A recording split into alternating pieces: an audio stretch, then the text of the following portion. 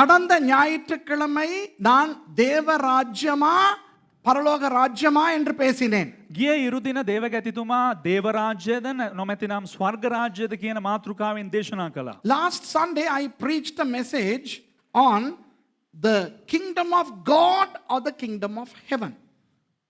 இன்றைய செய்தி அதனுடைய தொடர்ச்சி அல்ல. අද පණිවිඩයේ එම දේශනාවේ අනිත් කොටස නොවේ. Today's sermon is not in any way a continuation of that sermon. ஆனால் நான் சந்தோஷப்படுகிறேன் ஒரு விஷயத்துக்காக. නමුත් දේවගැතිතුමා සන්තෝෂ වෙනවා එක විෂයක් උදෙසා. I am happy over one thing. Usually when I unravel some paradoxes in the Bible, I am faced with opposition in a positive or a negative good way or a critical way. Okay, constructive critical way or destructive critical way. சாதாரணமாக நான் ஒரு மறை பொருளை வெளிப்படுத்தும் போது සාමාන්‍ය වශයෙන් මම ඉතා හැංගිලා තිබෙන යම් කිසි ගැඹුරු දෙයක් මම එලිදරව් කරන අවස්ථාවේදී அநேகர் என்னோடு வாதாடுவார்கள். බොහෝ දෙනෙක් මා සමග වාද කරනවා. ஓ அது பிழை என்பார்கள். ඒක වැරදි කියලා කියනවා. சிலர் நல்ல விதமாய் எனக்கு சொல்வார்கள், சிலர் கெட்ட விதமாய் சொல்வார்கள். සමහරක් අය යහපත් ලෙස කරුණු දක්වනවා, සමහරක් අය අයහපත් ලෙස කරුණු දක්වනවා. இந்த ஒரு வாரமாக இந்த பரலோக ராஜ்யமா தேவராஜ்யமா என்ற அந்த தலைப்பின் பிரசங்கத்துக்கு யாருமே என்னோடு சண்டைக்கு வராதது எனக்கு பெரிய சந்தோஷம். නමුත් මේ පසුගිය සතිය තුලම බොහෝ කිසිම කෙනෙක් මාත් සමග කිසිම වාදයකට ස්වර්ග රාජ්‍යයේද නැත්නම් දේව රාජ්‍ය කියනා උදේට වාදයට ආපු නැති එකට මම සන්තෝෂ වෙනවා. I am so happy that for the past 1 week nobody has challenged me or tried to argue with me on that title, Kingdom of God or the Kingdom of Heaven. அப்போ ஏனென்றால் வேதத்திலே இருந்து நான் காட்டி விட்டேன் அது வேறு இது வேறு என்று. I කිව්වා මම බයිබලයෙන්ම පෙන්눔 කරා ඒ දේ වෙනයි මේ දේ වෙනයි කියලා. I already showed you, confirmed to you scripturally that the kingdom of God is different to the kingdom of heaven. தேவனுடைய ராஜ்யம் என்பது எல்லாமே முழு அண்ட சராசரமே, வானம் பூமி பரலோகம் எல்லாம், உங்க வீடு எங்க வீடு நான் நீங்கள் எல்லாருமே தேவ ராஜ்யத்துக்குள் இருக்கிறோம். தேவன் தான் ஆளுகிறார். දෙවියන් වහන්සේගේ රාජ්‍ය කියන්නේ උන්වහන්සේ තමයි පාලනය කරන්නේ. උන්වහන්සේගේ මේ මුළු විශ්වයම, විශ්වය ඇතුළේ තියෙන ග්‍රහලෝක ඇතුළේ තියෙන පෘථුවිය ඇතුළේ ඉන්න ඔබ මම මේ ගෙවල් මේ සියලු දෙයක්ම තමයි දෙවියන් වහන්සේගේ රාජ්‍ය කියලා The කියන්නේ. kingdom of God is like God. It's omnipresent. It's everywhere. It's in heaven. It's on earth. It's in you. It's in me. It's in every church. But the kingdom of heaven is a place. It's way up there. ஆனால் பரலோக ராஜ்யம் என்பது ஒரு இடம், அது அங்கே இருக்கிறது. නමුත් ස්වර්ග රාජ්‍ය කියලා කියන්නේ ඒක යම් කිසි ස්ථානයක්, එය එහෙම තිබෙනවා. நாம் எல்லாரும் கிறிஸ்தவர்கள் தேவனுடைய ராஜ்யத்தில் இருக்கிறோம். කිතුණුවන් අපි සියලු දෙනාම අපි දෙවියන් වහන්සේගේ රාජ්‍ය තුල සිටිනවා. All of us who are Christians, we are in the kingdom of God. But we are still not in the kingdom of heaven, for we will go there one day. தேவனுடைய ராஜ்யத்தில் இருக்கிற நாம் எல்லாருமே දෙවියන් වහන්සේගේ රාජ්‍ය තුල සිටිනා වූ අපි සියලු දෙනාම ஒரு நாள் பரலோக ராஜ்யத்துக்கு போகலாம். එක දවසක දෙවියන් උන්වහන්සේගේ රාජ්‍ය වෙන ස්වර්ග රාජ්‍යයට අපිට යන්න පුළුවන්. இப்போ இன்றைக்கு நான் என்ன பேச போகிறேன் என்றால், අද මොකක්ද මම කතා කරන්න යන්නේ? தேவனுடைய ராஜ்யத்திலே இருக்கிற எல்லாரும் දෙවියන් වහන්සේගේ රාජ්‍ය තුල සිටිනා වූ සියලු දෙනාම பரலோக ராஜ்யம் போவார்களா? ස්වර්ග රාජ්‍යයට යනවාද?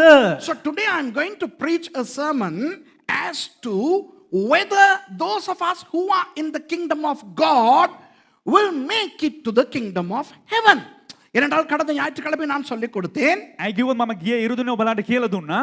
சாலமோன் போன்ற பெரிய வேதம் எழுதினவர்கள், සාලමෝන් කියන්නා වූ මේ බයිබලයේ ලියලු ලැබු ඒ ගත් කතුවරයා. නැබුදේ බයිබලේ පොත් 3ක් ලියපු එක්කෙනෙක්. தேவனுடைய ஆலயத்தை கட்டினவர். දේව මාලිගාව ගොඩනගපු පුද්ගලයා. அவர் தேவ ராஜ்யத்திலே இருந்தார். ඔහු දෙවියන් වහන්සේගේ රාජ්‍යයේ හිටියා. ஆனால் பரலோக ராஜ்யம் போகவில்லை. නමුත් ස්වර්ග රාජ්‍යයට ඔහු ගියේ නැහැ. Last Sunday I told you how Solomon, the son of David, who wrote at least 3 books in the Bible and who erected the temple of God, who was in the kingdom of God, did not make it to the kingdom of heaven. இயேசுவோடு 3 வருஷங்கள் இருந்து இயேசுவின் சீஷனாய் அப்போஸ்தலனாய் இருந்த யூதாஸ் இஸ்காரியோத்து தேவனுடைய ராஜ்யத்தில் இருந்தார். ஆனால் அவர் பரலோக ராஜ்யம் போகவில்லை. යේසුස් වහන්සේ සමග අවුරුදු 3මාරක් ගත කළා. යේසුස් වහන්සේගෙන් ඉගෙනගෙන යේසුස් වහන්සේගේ අපෝස්තලයෙක් වූ යුදාස් පවා ස්වර්ග රාජ්‍යයට ගියේ නැහැ. I told you how Judas Iscariot, one of the 12 apostles or the 12 disciples of Jesus, was with Jesus for 3 years.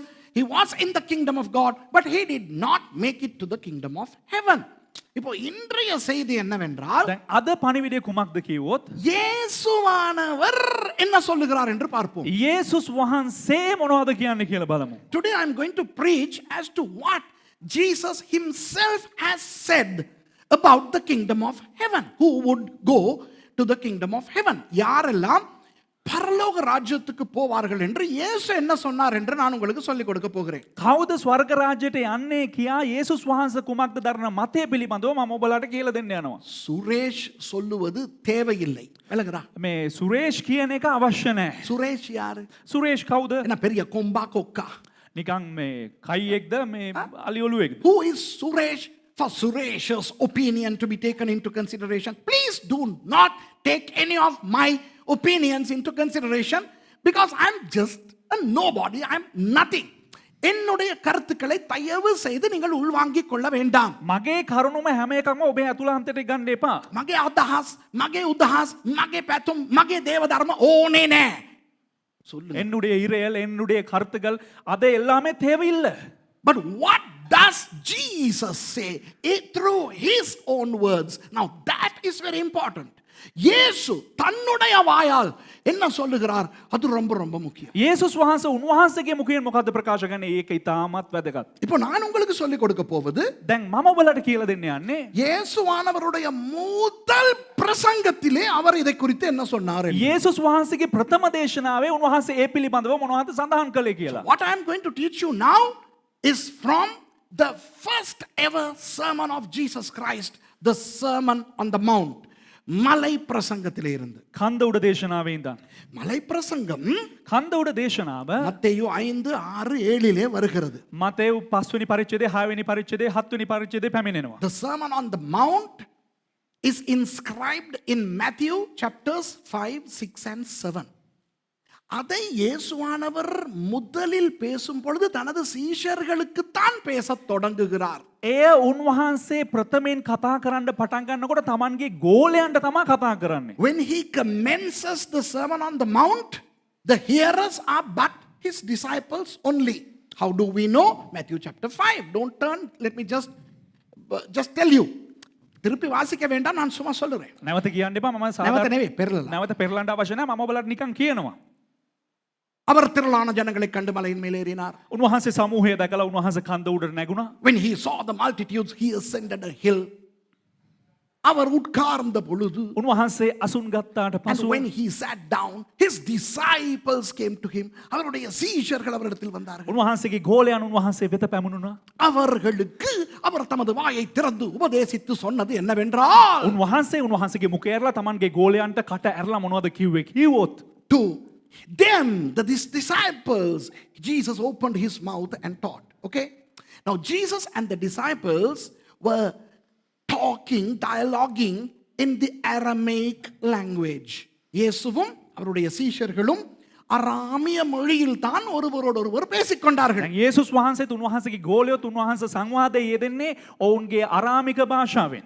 ஆனால் வேதம் சம்பந்தமாக ஆவிக்குரிய சம்பந்தமாக சில விஷயங்கள் பேசும் பொழுது இயேசுவானவர் எபிரேய மொழியிலே பேசுவார். නමුත් දේව වචනේ සම්බන්ධවත් යම්කිසි ආත්මික දෙයක් කතා කරොත් උන්වහන්සේ කතා කරන්නේ හෙබ්‍රේව භාෂාවෙන්. So whenever Jesus or the disciples talked something pertaining to their Torah, their law, their religion, then they switched to the Hebrew language. Okay? அதே நேரம் யூதர்கள் அல்லாத இஸ்ரவேலில் வாழாத புறஜாதியார் வந்தால், ඒ වගේම යුදවුවන් නොවන අන්‍ය ජාතිකයෝ පැමිණියා නම් ඒ අසලට அவர்களோடு கிரேக்க மொழியிலே பேசுவார்கள். ඔවුන් සමග ග්‍රීක භාෂාවෙන් කතා කරනවා. ஏனென்றால் அவர்களுக்கு அராமியமும் தெரியாது, எபிரேயமும் தெரியாது. හැකිවොත් ඔවුන්ට ආරාමීය භාෂාවක් දන්නේ නැහැ, හෙබ්‍රේව භාෂාව දන්නෙත් නැහැ. So when foreigners showed up who wouldn't know either Hebrew or Aramaic, then Jesus or the disciples would talk in Greek. இப்போ மலை பிரசங்கம் முழு புதிய ஏற்பாடும் கிரேக்க மொழியில் எழுதப்பட்டிருந்தாலும், දැන් කන්ද උඩ දේශනාව නැත්නම් මේ අලුත් ගිවිසුම මුළුමනින්ම ග්‍රීක භාෂාවෙන් ලියා තිබුණත් அதிலே இருந்த உரையாடல்கள் அராமிய மொழியிலா, எபிரேய மொழியிலா, கிரேக்க மொழியிலா என்பதனை கண்டுபிடிப்பதுதான் என் போன்றோருடைய வேலை. ඉතින් ඒ තුළ අන්තර්ගත වෙලා තිබෙන්නා වූ ඒම ස්ථානයේ කතා කරේ ග්‍රීක භාෂාවෙන්ද හෙබ්‍රෝයි භාෂාවෙන්ද අරාමිය භාෂාවෙන්ද කියන දේ සෝදිසි කරලා එලිදරව් කරන එක තමයි මගේ වගකීම. So some of us, not all of you, but some people like me who are specially called for these tasks would have to delve into details to find out, albeit the fact that the entire New Testament is inscribed in the Greek language, the colloquialism found therein, the dialogues, the talks, the discussions were in Aramaic, Hebrew, or Greek. Do you understand? புரியுதா? ඔබට වැටහෙනවද? அப்போ இயேசுவானவர் சீஷர்களுக்கு மலை பிரசங்கத்தை பேச ஆரம்பிக்கும் போது ඉතින් යේසුස් වහන්සේ තමන්ගේ ගෝලයන්ට කන්ද උඩ දේශනාව කරන අවස්ථාවේදී அராமிய மொழியிலே பேசுகிறார். අරාමිය භාෂාවෙන් කතා කරනවා. So when Jesus spoke to his disciples the Sermon on the Mount, he started to speak to them in Aramaic with some Hebrew insertions pertaining to the Old Testament. Okay? அதிலே பழைய ஏற்பாடு சம்பந்தமான சில விஷயங்களை பேசும் பொழுது அந்த எபிரேய சொற்களை உள்ளே போடுவார். ඒ අවස්ථාවන් වලදී මේ පරණ කිව්සුව සම්බන්ධව නැත්නම් තනාකේක සම්බන්ධව කතා කරනකොට හෙබ්‍රේව භාෂාවේ සමහරක් දේවලුත් අන්තර්ගත කරනවා. ஆனால் 8வது அதிகாரம் 1வது வசனம் சொல்லுகிறது. නමුත් 8වෙනි පරිච්ඡේදයේ පළවෙනි පදය කියනවා. திருப்பி வாசிக்க தேவையில்லை. Don't read, okay? ඔබ පෙරලා කියවන්න අවශ්‍ය නැහැ. But Matthew chapter 8 and verse 1 says that when the multitude heard him speak, அவர் திரளான ஜனங்கள் அவருக்கு பின் சென்றார்கள் என்று.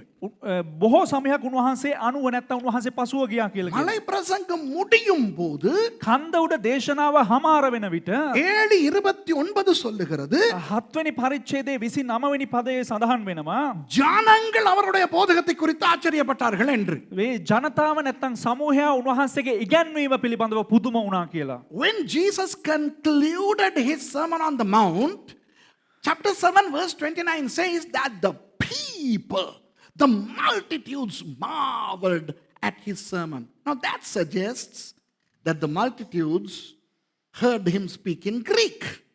அப்போ அந்த ஜனங்கள் இயேசு கிரேக்க மொழியில் பேசினதை தான் கேட்டார்கள். එසේනම් මේ සමූහයන යේසුස් වහන්සේ ග්‍රීක භාෂාවෙන් කතා කරපු දේ තමයි ඇහුවේ.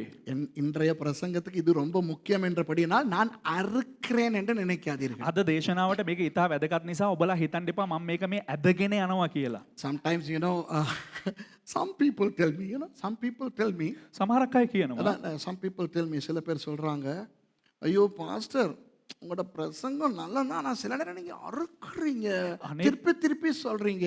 අනේ පාස්ටර් මේ ඔයාගේ දේශනාව හරි හොඳයි. හැබැයි ඉඳලා හිටලා ඔයා ඇදගෙන යනවා. ආයේ ඒකම කියනවා. Yeah, some people, they send me comments saying, well, your message is good, but then you are, beating about the bush, you are elongating some instructions. அப்படிப்பட்டவர்களுக்கு சொல்லுகிறேன், එහෙම අයට කියන්නම් உங்க அளவு வேத அறிவு, முதிர்ச்சி, பட்டென புரிந்து கொள்ளும் ஆற்றல் நிறைய பேருக்கு கிடையாது. ඔබ වගේ ඉතා ඉක්මනින්ම දේව වචනය වටහා ගන්න, ඒක ඉක්මනින්ම උකහා ගන්න ඔබ වගේ අය බොහෝ දෙනෙකුට ඒ දෙන්නේ නැහැ. Most of my hearers are not as clever as you, as intelligent as you, as holy as you. So you are like a 12th grader attending my 5th grade class.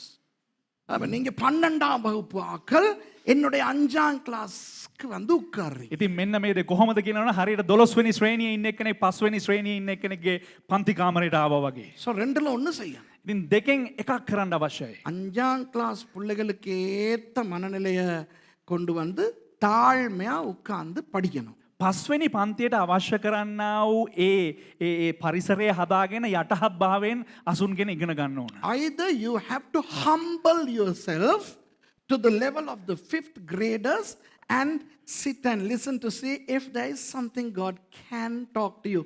அதில இருந்து ஆண்டவர் ஏதாவது சொல்லி கொடுப்பாராங்கற ஒரு தாழ்மை வேணும். ඒකෙමුත් යම් කිසි දෙයක් දෙවියන් වහන්සේ මට උගන්වනවාද කියන යටහත්කමත් අවශ්‍යයි.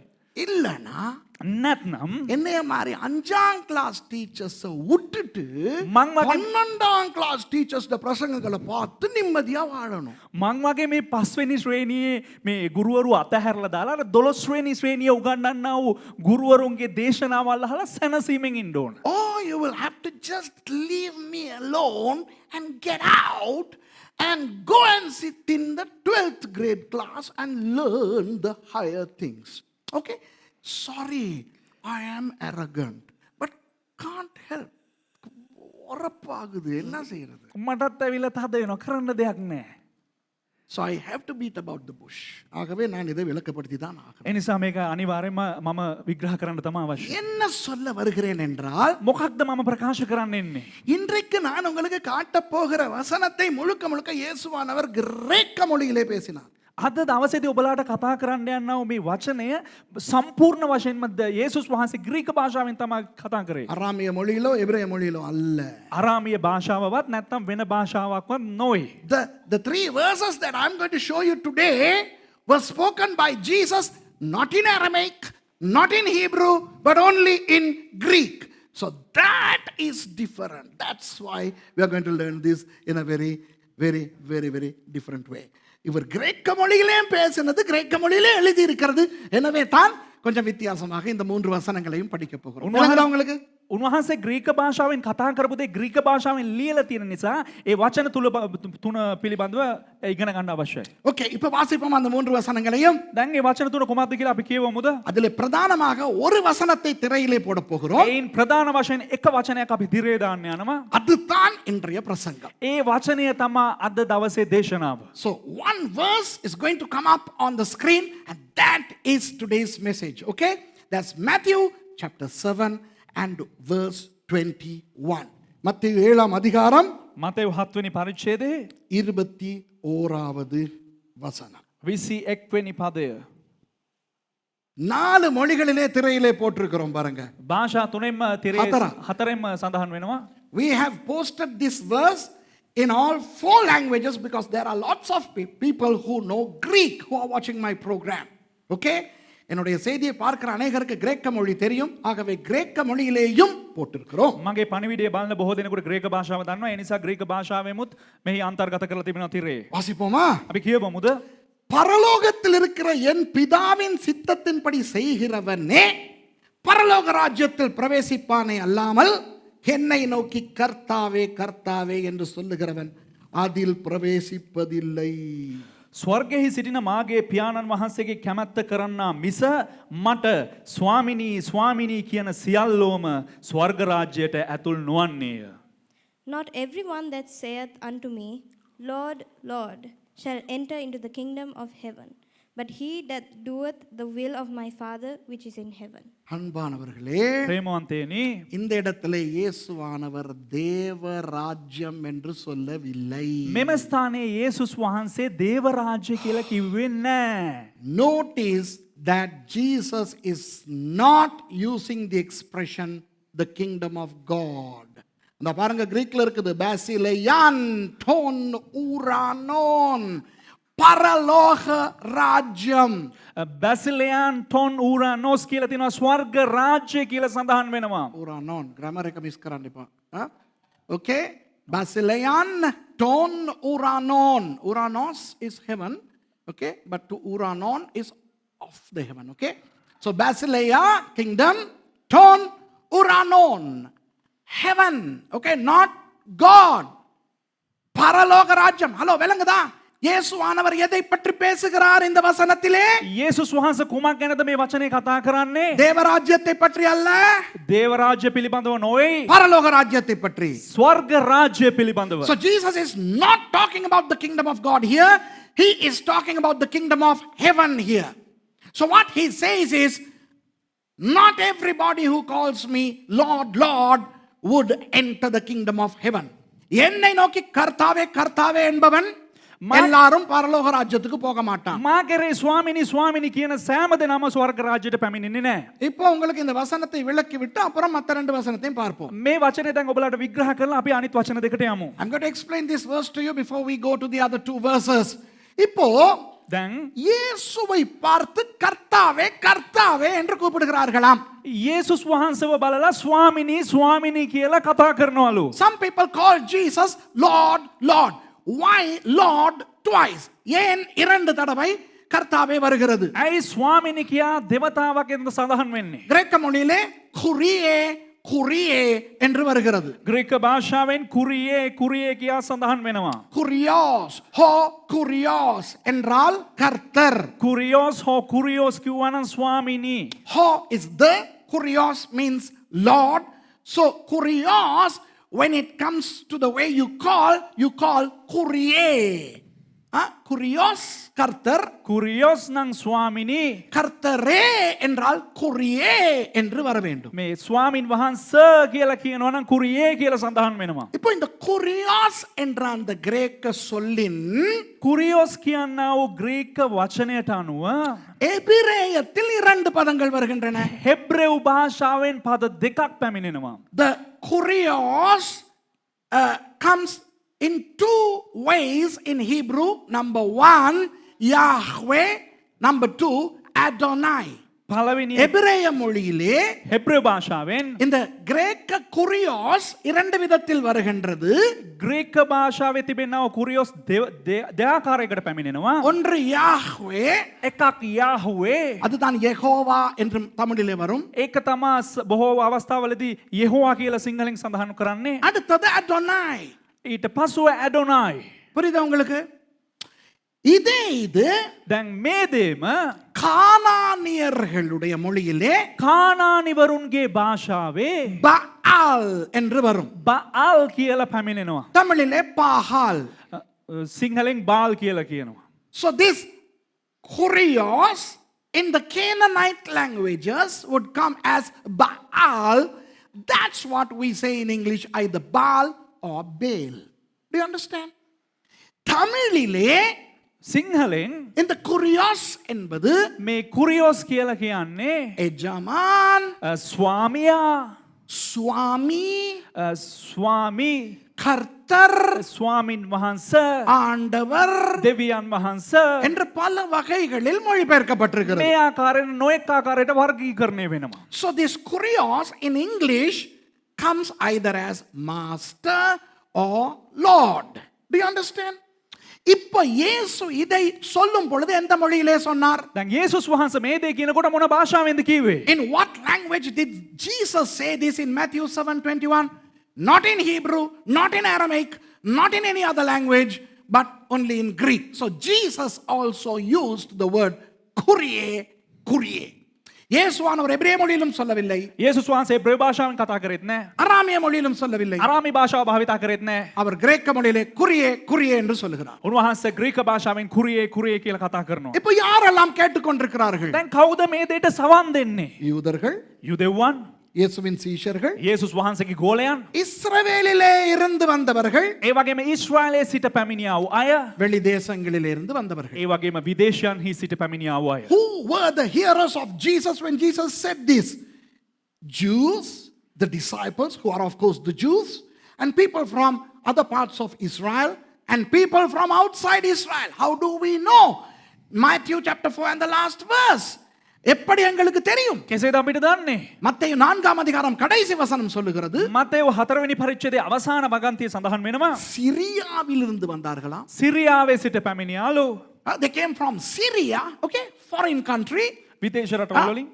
And they came from Decapolis. அவர்கள் தெக்கப்போலியிலிருந்து ඒ வந்தார்கள். වගේම වුන් දෙකපොලිස් සිට පැමිණියාලු. தெக்கப்போலி எங்கே இருக்கிறது? දෙකපොලිස් කොහෙද තිබෙන්නේ? இஸ்ரவேலுக்கு வெளியே இருக்கின்ற 10 நகரங்கள். ඊශ්‍රායලයට පිටස්තරව තිබෙන්නා වූ ඒ නගරයන් 10න් තුල. Decapolis, 10 cities located outside the borders of Israel, where now we have Amman in Jordan. இன்றைக்கு அம்மான் என்று சொல்லுகிறோமே யோர்தான் நாட்டிலே அந்த பிரதேசம். අද අපි අද යෝර්දානයේ අම්මන් කියලා ප්‍රදේශයක් අපි දන්නවනේ. අන්න ඒ පැත්තට තමයි. அப்புறம் දෙකපොලිස්. எருசலேம் யூதேயாவிலிருந்து வந்தார்கள். ඊට පස්සේ යෙරුසලමේ ඉඳලා පැමිණියා, යුදයාවේ ඉඳලා පැමිණියා. Then were there people from Jerusalem and Judea, and then of course from the Galilee region, கலிலேயாவிலிருந்து. ඒ වගේම ගලීලයේ පළාත් වලිමුත් පැමිණියා. இப்போ දැන් யூதனை பார்த்து குறியே குறியே என்றால் அவனுடைய மண்டைக்குள் என்ன வரும்? යුදෙව්වා බලලා කුරියේ කුරියේ කියලා කිව්වනම් උගේ මොලේ මොකක්ද සිද්ධ වෙන්නේ? මොනවද හිතෙන්නේ උට? யாஹ்வே வரும். வருமா வராதா? යාහුවේ කියලා යාගේ මොලේ ඇතුලේ එනවා. When Jesus said Kurie, Kurie, the Jews who were listening, they would interpret that as Yahweh. இப்போ உங்களை பார்த்து දැන් ඔබලව බලලා இப்படி சொன்னாங்கன்னா யாராவது මෙන්න මෙහෙම කිව්වනම් කවුරු හරි. இப்போ எல்லாரும் ஜீசஸை கூப்பிடுங்க. இப்போ நான் இங்கிலீஷில் சொல்கிறேன்னு வைங்களேன். දැන් හිතන්නකෝ දේවකතුමා ඉංග්‍රීසියෙන් කියනවා කියලා මෙන්න So මෙහෙම. let me assume that I am saying to you in English, shall we all call on the name of Jesus? Start calling Jesus. இப்படி சொன்னா தமிழாக்கள் நீங்க இயேசுவை எப்படி கூப்பிடுவீங்க? මෙම මෙහෙම කිව්වනම් සිංහලයේ කොහොමද යේසුස් වහන්සේට කතා කරන්නේ? ஜீசஸே ஜீசஸே ஜீசஸேன்னு கூப்பிடுவீங்களா? இயேசுவே இயேசுவே இயேசுவேன்னு கூப்பிடுவீங்களா? මේ ජීසස් ජීසස් ජීසස් කියලා කතා කරනවද නැත්නම් යේසුස් යේසුස් ஜீசஸ் நீ ஜீசஸ் நீ කියයිද නැත්නම් இயேசு நீ இயேசு நீ කියයිද? சொல்லுங்க பாப்போம். இப்போ தமிழாக்கள் தமிழன் இப்போ நான் சொல்றேன் உனக்கு ஓகே ஜான் இப்போ கண்ணை மூடிக்கிட்டு ஜீசஸை கூப்பிடு. දැන් මේ සිංහලයට දැන් කතා කරනකොට ශානෙල් මේ ශානෙල් දැන් ඔය ඇස් දෙක වහගෙන යේසුස් වහන්සේට කතා කරන්න. அப்போ நீ வந்து ஜீசஸே ஜீசஸேன்னு கூப்பிடுவியா? එතකොට இல்லை, එතකොට ඔබ යේසුනි යේසුනි ජීසස්නි. ජීසස්නි ජීසස්නි කියලා කතා කරනවද? இல்லை நான் இயேசுவே இயேசுவேன்னு கூப்பிடுவியா? නැත්නම් යේසුනි යේසුනි කියලා කතා කරනවද? கோமத கதாகிறேன். So it doesn't matter in which language you hear, there is an automatic interpretative system in your brain which would interpret that into your own understandable tongue because your brain thinks in your mother tongue. இப்போ நீங்க காதுல எந்த மொழியில கேட்டாலும் பரவாயில்ல. දැන් ඔබ මොන භාෂාවකින් ඔබ සමන් දුන්නට කමක් නැහැ. உங்களுக்கென ஒரு சிந்தனா மொழி இருக்கிறது. ඔබටම කියලා එක ආවේනික භාෂාවක් තිබෙනවා. නෑ නෑ ඔබගේ කල්පනා භාෂාව කියලා එකක් තියෙනවා. அப்போ உங்கள் மூளையிலே ஆட்டோமேட்டிக் மொழிபெயர்க்கிற ஒரு கருவி இருக்கிறது. ඉතින් ඔබගේ මොළය තුල ස්වයංක්‍රීයව පරිවර්තනය වෙන්න ඔය එක මේ ஜில்பிයක් තියෙනවා. அது உங்களுக்கு உங்கள் மொழியிலே அதை மொழி மாற்றம் செய்து கொடுக்கும். ஆமாவா இல்லையா? ඒ දේ ඔබලාට පරිවර්තනය කරලා දෙනවා. அப்போ இயேசு சொல்லும் பொழுது දැන් යේසුස් වහන්සේ කියනකොට என்னை பார்த்து குறியே குறியே என்பவன். මාව බලලා කුරියේ කුරියේ කියන තැනැත්තා. So when Jesus said, those who call me குறியே குறியே, the Jew is going to understand that as Yahweh. எபிரேயனுக்கு யூதனுக்கு அது யாஹ்வே என்றுதான் அவன் மொழிபெயர்ப்பான். මෙන්න මේ අවස්ථාවේ හෙබ්‍රේවරුන්ට පරිවර්තනය වෙන්නේ යාහුවේ යාහුවේ කියලා. அந்த பிற தேசங்களிலிருந்து வந்தவர்கள் பஆல் பஆல் என்றுதான் அவர்களுக்கு தலையிலே வரும். පිටස්තර දේශවලින් පැමිණියා වූ අයගේ මොලේ යනවා එක දෙයක් බාල් බාල් කියලා. So those foreigners would interpret it as Baal, Baal. Okay? And the regular Jews would interpret that as Adon, Adon, based on Adonai. அந்த சாதாரண யூதர்கள் இருக்கிறார்களே, සාමාන්‍ය උදෙවන් සිටිනවනේ. அவர்கள் அடோனாய் என்ற அந்த பதத்தை அடோனாய் என்பதனை அழைத்தால் அடான் அடான். ஓகே, என்னுடைய கர்த்தர் என்றால் அடோனி. அப்போ அடான் அடான் என்று தான் அவர்களுக்கு வரும். ඔවුන්ගේ ඔවුන්ට ඇඩොනයි කියලා ඇඩොන් කියලා කියන්නේ මගේ ස්වාමීන් වහන්සේ කියලා. ඔවුන්ගේ ඇතුලේ ඇහෙන්නේ නැත්තම් ඔවුන්ට එන සංකල්පය ඇඩොනයි ඇඩොනයි කියා. இப்போ விளங்குதா உங்களுக்கு? දැන් වැටහෙනවද ඔබලාට? அதனால் தான் இயேசுவானவர் பொதுவான கிரேக்க மொழியிலேயே சொல்லிவிட்டார். ஏனென்றால் இது எல்லாருக்கும் பொருந்தும். එම නිසා තමයි යේසුස් වහන්සේ පොදුවේ ග්‍රීක භාෂාවෙන්ම ඒ දේ ප්‍රකාශ කරේ. මොකද පොදුවේ සියලු දෙනාටම ග්‍රීක භාෂාව So දන්නවා. Jesus just stuck to Greek in that verse so that it can be applicable to anybody, to you and to me. உங்களுக்கு எனக்கும். ඔබටත් එක්ක. அப்போ இயேசுவை பார்த்து, එතකොට යේසුස් වහන්සේව බලලා கர்த்தாவே, ස්වාමිනී, ஆண்டவரே, දෙවියන් වහන්සේ, சுவாமி, ස්වාමී, எஜமானனே, මගේ ස්වාමිනී, இதெல்லாம் தான் இதுல. ஓகேயா? இது எல்லாமே இதுக்கு அடங்கும். මේ සෑම දෙයක්ම මේ වචනයට අඩංගුයි. So these two words, kurie kurie, include all the ways you express Jesus in the way you are familiar with. இப்ப விளங்குதா? දැන් වැටහෙනවද බලන්න? அந்த பாயிண்ட் விளங்குதா? ඒ පොයින්ට් එක ඔබලාට වැටහෙනවද? ஓகே, இப்போ போவோம். திருப்பி அந்த அந்த வசனத்துக்கு போவோம். දැන් අපි නැවත වතාවක් ඒ වචනයට යමු. 7 වෙනි පරිච්ඡේදයේ 21 වෙනි පදයට. பரலோகத்தில் இருக்கிற என் பிதாவின் சித்தத்தின்படி செய்கிறவனே. ස්වර්ගයේ සිටින මාගේ පියාණන්ගේ කැමැත්ත කරන්නා මිස. Read that bit. But he that doeth the will of my Father which is in heaven. இதோ அடுத்த விஷயம். මෙන්න අනිත් කාරණාව. ஹலோ, இயேசுவானவர் யாரை பத்தி பேசுறார்? යේසුස් වහන්සේ කා ගැනද කතා කරන්නේ? Who is Jesus talking about?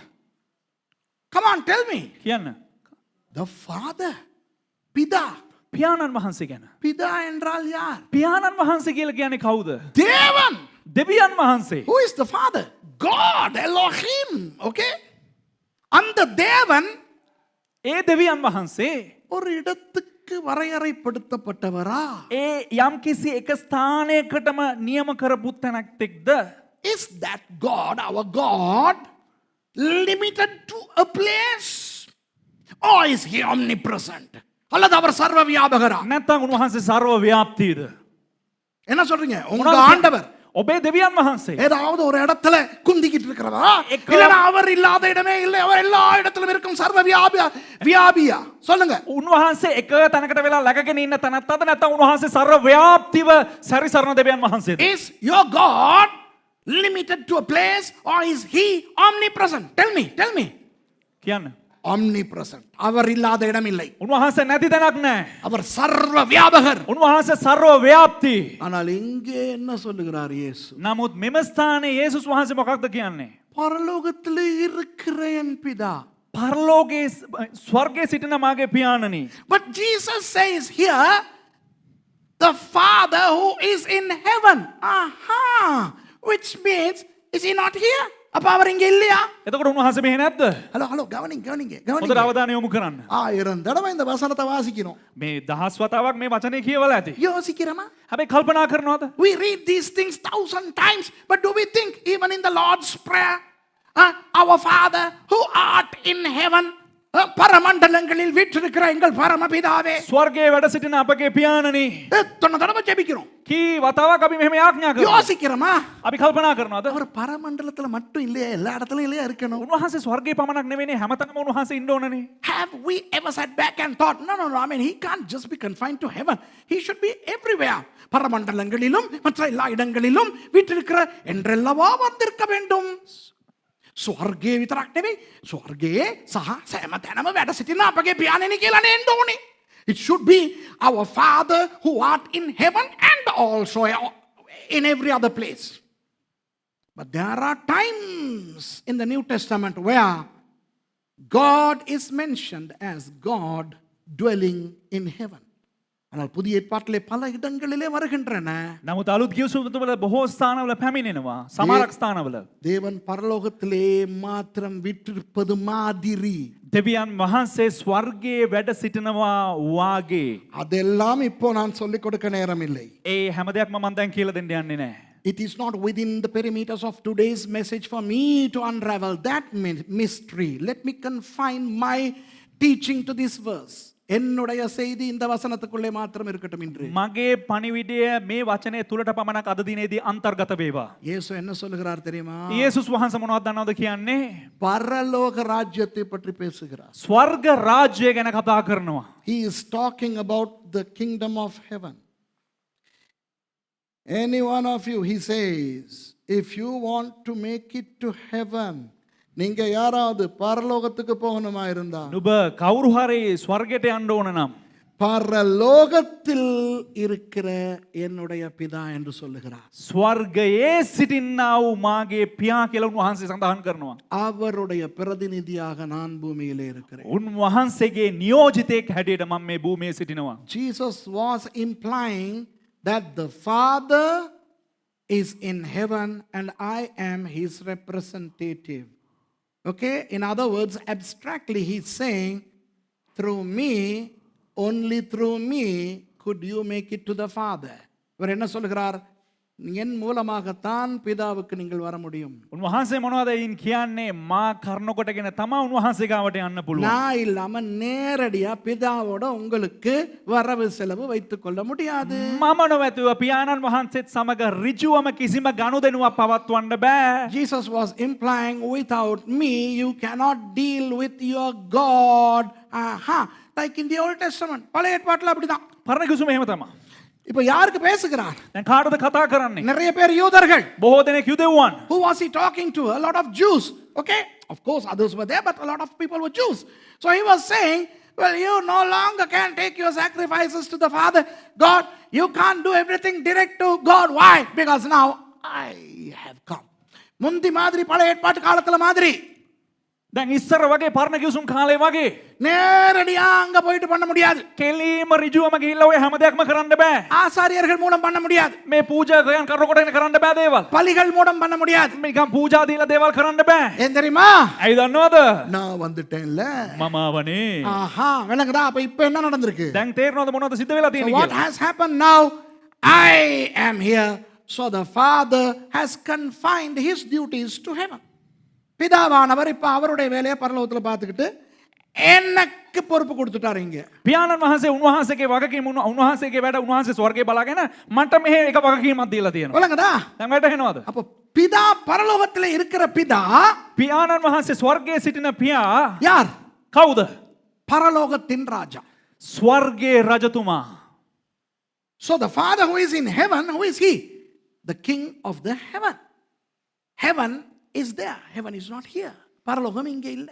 ස්වර්ගය මෙහෙ නෑ. ස්වර්ගය එහෙ அது තියෙන්නේ. உங்களுக்கு விளங்குதா? ඒක ඔබට වැටහෙනවද? எத்தனை பேருக்கு அது புரியுது? කී දෙනෙකුට ඔබලාට තේරෙනවද? இன்னும் கொஞ்சம் பேசினா உங்களுக்கு புரியும். තව ටිකක් කතා කරනවා ඔබලාට තේරෙයි. You will understand when we go further. Again, let's read this verse. Okay, இந்த வசனத்தை மறுபடி வாசிப்போம். මේ වචනේ අපි නැවතව තව කියවමු. பரலோகத்தில் இருக்கிற என் பிதாவின் சித்தத்தின்படி செய்கிறவனே ස්වර්ගයේ සිටින මාගේ පියාණන් වහන්සේගේ කැමැත්ත කරන්නා මිස பரலோக ராஜ்யத்தில் பிரவேசிப்பானே அல்லாமல் ස්වර්ග රාජ්‍යයට ඇතුල් வெண்ணே වෙන්නේ அரண்ட என்னை நோக்கி சும்மா குறியே குறியே கர்த்தாவே கர்த்தாவே என்று சொல்லுகிறவன் அதில் பிரவேசிப்பதில்லை.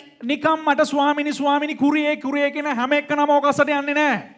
Not everyone that saith unto me, Lord, Lord, shall enter into the kingdom of heaven, but he that doeth the will of my Father which is in heaven.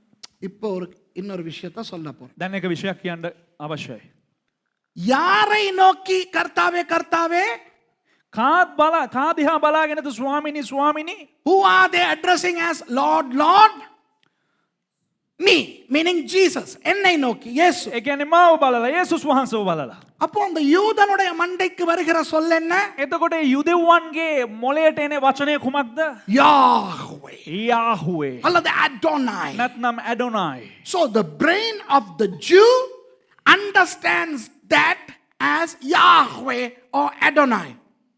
So Jesus was saying, hey Jews, even if you accept me as your Yahweh, your Jehovah, your Adonai. யூதர்களே, යුදෙව්වනේ நீங்கள் என்னை அந்த பழைய ஏற்பாட்டின் யெகோவாவாக ஏற்றுக்கொண்டாலும் නුබලා මාව ඒ පරණ කිසුමේ යෙහෝවා හැටියට පිළිගත්තත් புரியுதா உங்களுக்கு? වැටහෙනවද බලන්න?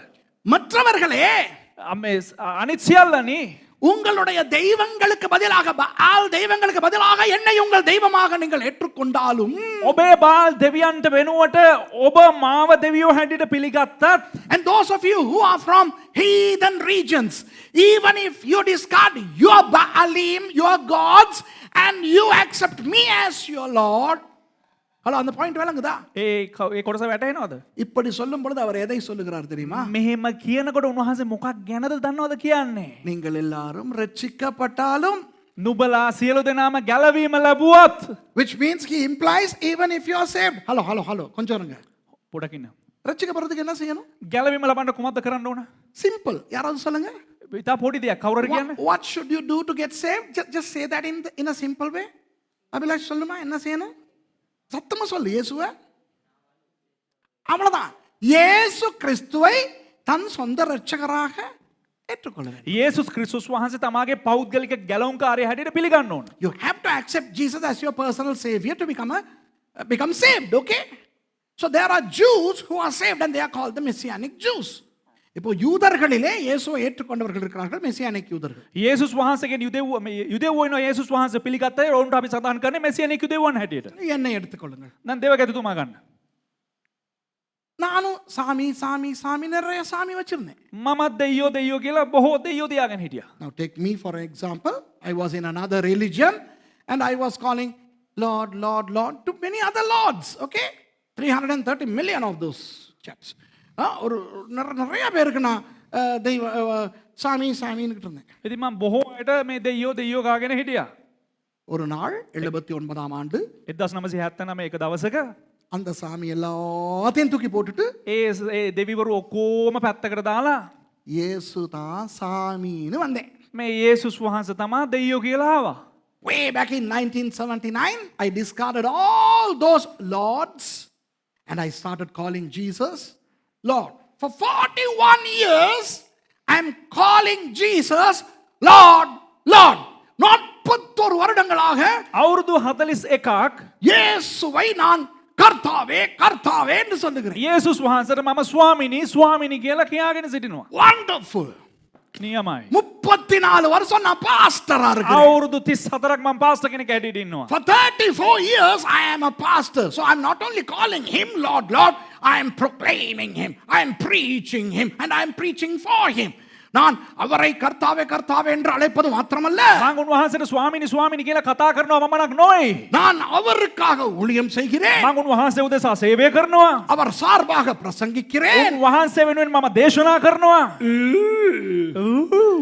See, இப்ப எனக்கு ஆண்டவர் பேசுறார். දැන් මට දෙවියන් වහන්සේ කතා කරනවා. சுரேஷ் சுரேஷ் සුරේෂ් எங்கது? பரலோகத்தில் இருக்கிற என் பிதாவின் சித்தத்தின்படி செய்கிறவனே பரலோக ராஜ்யத்தில் பிரவேசிப்பானே அல்லாமல் என்னை நோக்கி கர்த்தாவே கர்த்தாவே என்று சொல்லுகிறவன் அதில் பிரவேசிப்பதில்லை. ඉතින් කියනවා සුරේෂ් ස්වර්ගයේ සිටින මාගේ පියාණන් වහන්සේගේ කැමැත්ත කරන්නා මිස මට ස්වාමිනී ස්වාමිනී කියන සියල්ලෝ ස්වර්ග රාජ්‍යයට ඇතුළු නොවන්නේය. வாசி மிஷா என்ற தெய்வமே உங்க அப்பனை பத்தி பேசிக்கிட்டு இருக்கிறேன். அப்ப பிரசங்கம் கேட்டுட்டு இருக்கா. Not everyone that saith unto me, Lord, Lord, shall enter into the kingdom of heaven, but he that doeth the will of You know my this, Father. everyone here is your father. God is telling your father, I mean God is telling your father, what is he saying? Not everyone that saith Not unto everyone. Suresh, me, Lord, Lord, shall enter into the kingdom of heaven, but he that doeth the will of my Father which is in heaven. சிங்களத்தில் இல்லையா அது? சிங்களத்தில் இல்லையா? அப்ப சொல்லு. அதுதான் Sinhala. Hello. Hey, let's really have fun learning the word, okay? I mean, I love learning the word. I'm not teaching the word, I'm learning the word. இப்போ நான் வந்து வேதத்தை கற்றுக் கொடுக்கல, நான் கற்றுக்கொள்றேன் உங்களோட சேர்ந்து. මම බයිබලේ උගන්වන්නේ මම ඕකටිත් එක්ක එකතු වෙලා මමත් බයිබලේ ඉගෙන ගන්නවා. சூப்பரா இருக்கு. නියමට තියෙනවා. பயமா இருக்கு. බයත් වෙනවා. ஆண்டவர் சொல்றாரு, දෙවියන් වහන්සේ කියනවා சுரேஷ் සුරේෂ් என்ன பார்த்து கர்த்தாவே கர்த்தாவேன்னு 41 வருஷம் சொல்லிக்கிட்டு இருக்கிற நீ. මාව බල්ලා ස්වාමිනී ස්වාමිනී කියලා නුඹ අවුරුදු 41ක් කියාගෙන ඉන්නවනේ. Hey, you are saying so, Lord to me for 41 years. Aren't you? Yes, Lord. Yeah, you're my only Lord. நீங்க மட்டும் தான் எனக்கு சாமி, வேற எல்லாம் வேற சாமி கிடையாது. ඔව් ස්වාමිනී වහන්සේ විතරයි මගේ ස්වාමීන් වහන්සේ වෙන කිසිම දෙවි කෙනෙක් මට නැහැ. ஆனா அப்படி சொன்னாலும் பரலோக ராஜ்யம் போக முடியாதுடி. නමුත් එහෙම කිව්වත් උඹට මේ ස්වර්ගයට යන්න බෑ බං. But you can't go to the kingdom of heaven. இப்ப நான் சொல்றேன். දැන් මම කියන්නම්. அடுத்த வசனம். ඊළඟ වචනේ. அது ஸ்கிரீன்ல இல்ல, இப்ப நீங்க தான் பைபிள்ல பார்க்கணும். இப்ப நான் சொல்றேன் பாபு. දැන් මම කියන්න මේ බාබු කියන්න. சுரேஷ் சொல்றான். Okay? මේ වචනේ දැන් 22 I වෙනි am පදේ. saying verse 22. அந்நாளில் அநேகர் என்னை நோக்கி ඒ දවසේදී බොහෝ දෙනෙක් මා දෙස බලා. Many will say to me in that day. listen, Suresh will say to me. Suresh will say to me, okay? அந்நாளில் சுரேஷ் என்னை நோக்கி ඒ දවසේදී සුරේෂ් මා දෙස බලා கர்த்தாவே கர்த்தாவே ස්වාමිනී ස්වාමිනී வாசி Lord, Lord, Lord, உமது நாமத்தினாலே தீர்க்க தரிசனம் உரைத்தேன் அல்லவா? ඔබගේ නාමයෙන් අනාගත වචන නොකියේද? have we not prophesied in thy name? Have I not prophesied in your name? Remember, Lord, in 1979, I started prophesying. 79லயே தீர்க்க தரிசனம் உரைத்தேனே நாதா. ස්වාමිනී මම 79ම අනාගත වාක්‍ය කියන්න පටන් ගත්තානේ. என் பிரசங்கங்கள் மூலமாக எத்தனை தீர்க்க தரிசனங்களை நான் ஊட்டேன் நாதா. ස්වාමිනී මගේ දේශනාවල මම කොතරම් අනාගත වචන හැලුවද ස්වාමිනී. Lord, how many prophecies did I embed into those sermons to preach? எத்தனை பேர் இடத்துல வந்து சொன்னார்கள் நாதா. ස්වාමිනී කී දෙනෙක් ඇවිල්ලා කීවත් දන්නවද ස්වාමිනී පිළිබඳව? பாஸ்டர் சுரேஷ் நீங்க எனக்கு தான் பேசுனீங்க. පාස්ටර් සුරේෂ් ඔයා මට තමයි කතා කරේ. How many people have come to me and said, Lord, hey Suresh, you spoke to me. That word was for me. So ஆண்டவரே நான் உமது நாமத்திலே தானே நாதா சொன்னேன். கள்ள தீர்க்க தரிசனமா உரைத்தேன். ස්වාමිනී මම ඔබ වහන්සේගේ නාමයෙන්ද මම ඒ අනාගත වාක්‍ය කිව්වේ මම බොරු අනාගත වාක්‍යද කිව්වේ. So all those prophecies, Lord, except us one or two, were all from you, no Lord. උඹ මාව තමයි නමස්කාර කරගෙන හිටියේ. இப்ப நீ என்னவே விரட்டுற. දැන් උඹ මාවම එලවනවා. ஹலோ, என்னுடைய ஊழியத்துல எத்தனை பேய் விரட்டி இருக்கிறேன் தெரியுமா? හලෝ මගේ සේවය ඇවිල්ලා මම කොච්චර අක්විලවලා තියෙනවද How දන්නවද? many demons have I cast? So I'm telling Jesus, Lord, in your name, I cast demons out. அப்போ இயேசுவுக்கே நான் சொல்றேன், ஆண்டவரே உங்க நாமத்துல தானே அந்த பேய் எல்லாம் එතකොට මම ஓடுச்சு. යේසුස් වහන්සේට කියනවා ස්වාමිනී ඔබ වහන්සේගේ නාමයෙන් තමයි මම ඒ අක්විලෙව්වේ. உமது நாமத்தினாலே அநேக அற்புதங்களை செய்தேன் அல்லவா? ඔබගේ නාමයෙන් මම පුදුම බලවත් ක්‍රියා කරා නේද ස්වාමිනී? And in thy name done many wonderful works. Yeah.